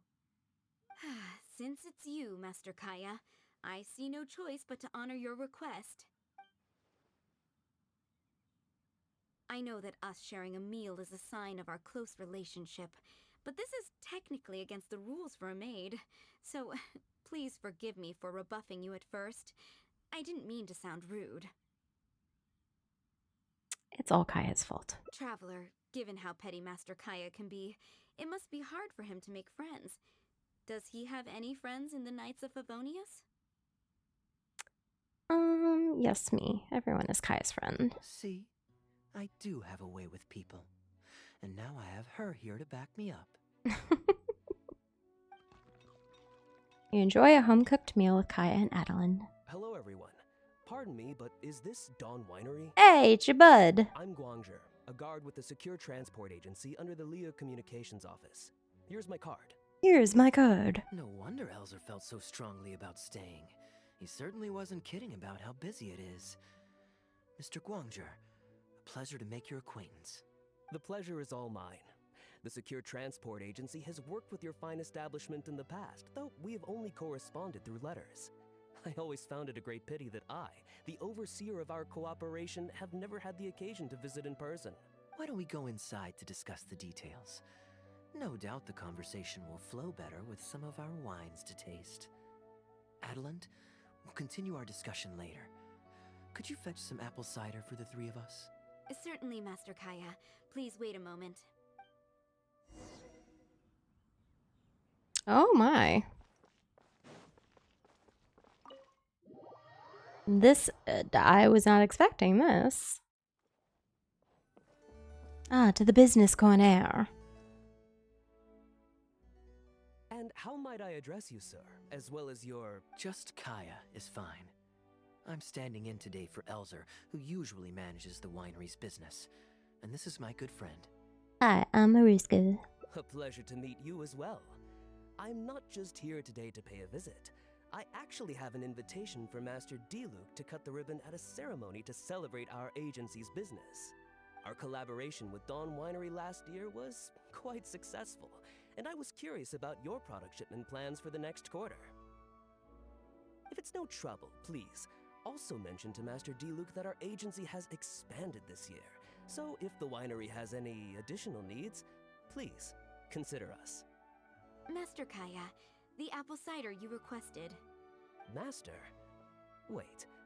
Pardon my foolishness, but might I inquire as to your relation to Dawn Winery? I'm Master Krepus's adopted son, and Master D-Luke's brother. However, as a serving captain with the Knights of Favonius, I am rarely at the winery. My mistake. I apologize for not realizing earlier. I do hope I have not done you a discourtesy. You may have misunderstood, Mr. Guangzhe. Though I am Master D-Luke's brother, I don't actually live at Dawn Winery. I'm also a guest here today. I'm merely here receiving guests due to Elzer being temporarily indisposed. But please, don't worry. I will be sure to extend your invitation to Master D-Luke. Thank you for your graciousness. I knew the Dawn Winery's wines were delicious, but I am only now discovering how wonderful the apple cider is. It has a clear and inviting fragrance. In addition to the apple cider, the winery has an extensive collection of reserve wines and liquors. I see you are also a connoisseur of fine wines, so it would be a shame not to sample some. Drink my wine. Please fetch a bottle from the reserve collection in the second floor wine locker. So he did find a way to drink it. As you wish, Master. Three of you enjoy apple cider and an exquisite Thank bottle you from the again for reserve. your most gracious hospitality. Today's trip was very fruitful. Now, allow your humble servant to take his leave. Please, it was a pleasure. Here's hoping we'll have a chance to share some more fine wines together in the future. The guest has left, Master Kaeya. In the end, you couldn't protect the reserve. It's no skin off my nose. Master D-Luke may have a few choice words when he learns of the situation, but that's all. All I really wanted to say is, you will always be a part of the Dawn Winery family, Master Kaeya. I have never considered you an outsider. No matter when, if you ever feel tired, you'll always be welcome here. Aww. I understand, Adeline. Oh, now this is a busy day. Who's at the door this time? Hello, everyone. I'm back. Now that was fast. How are you feeling? Doctor just gave him some cocaine. He's good to go. The doctor said there was nothing to worry about. I just need some rest. But on the way back, I met someone who was looking for Master Kaeya. Kaeya! He's here to rescue you. Come on, let's escape. What are you rescuing Kaeya from? Miss Honorary Knight! Are you grounded with Kaeya too? Grounded? Albedo was saying something about that. Okay, this was the best ending. Sumeru was fun, but it can't compare with Mondstadt. So here we are. You two must have done something to make Jean mad, but that's okay. Kaeya has rescued Klee loads of times before, so when Albedo told me you came back, I went and said sorry to Jean. Kaeya, you're free now! We can go play together again! She is so precious! Oh, if my memory serves me correctly, this child is... the best child ever! This is a fully qualified Knight of Favonius, Klee. Hello, miss. I'm Klee. We're sorry. Please don't ground Kaeya. How is she so precious? What? I really need to take Kaeya and Miss Honorary Knight away, so we can go find Albedo, Sucrose, Amber, and everyone else and play together. Yes, please. I see. Hello, Miss Klee. You needn't worry. Master Kaeya's grounding is long over. See, Adelind, you don't need to worry about me. I have lots of people to care for me now. Oh, that's so precious. Oh my gosh, I love that so much. Saving that one. Oh my gosh. That is so cute. Okay. So I have a few thoughts in regards to this particular Hangout event. So the positives. I think it's really cool that it utilized technically 3 different cities. Gives you a lot more interaction with locals, gives you a bit of interaction with like old friends, all that good stuff. But I feel like that's like the most that I can say on positives. Like incredible writing, but also it kind of feels like it took away from Kaeya just being Kaeya in a sense that we got to learn more about him. And honestly, I can see them holding that back for a bit while longer. It's just a little disappointing. It felt like a lot of this was just filled with dialogue. Not as much... I hate using the term not as much action. And for me personally, not super engaging. I think the amount of dialogue made it difficult to want to engage. I think the most engaging part was this Dawn Winery stuff and then like the coin flipping. But other than that, I can't say that I've been the biggest fan of this particular Hangout. Man, I don't know. I'm hoping for better Hangouts in the future, and I hope that they take some feedback from how this particular Hangout was and hopefully turn it into something a little closer to how they've done Hangouts before. I will say the Hazo Hangout is still, I think, probably my favorite that we've done thus far. But of the Hangouts that they've done previously, I can't say that Kaeya's has been like even somewhat up there.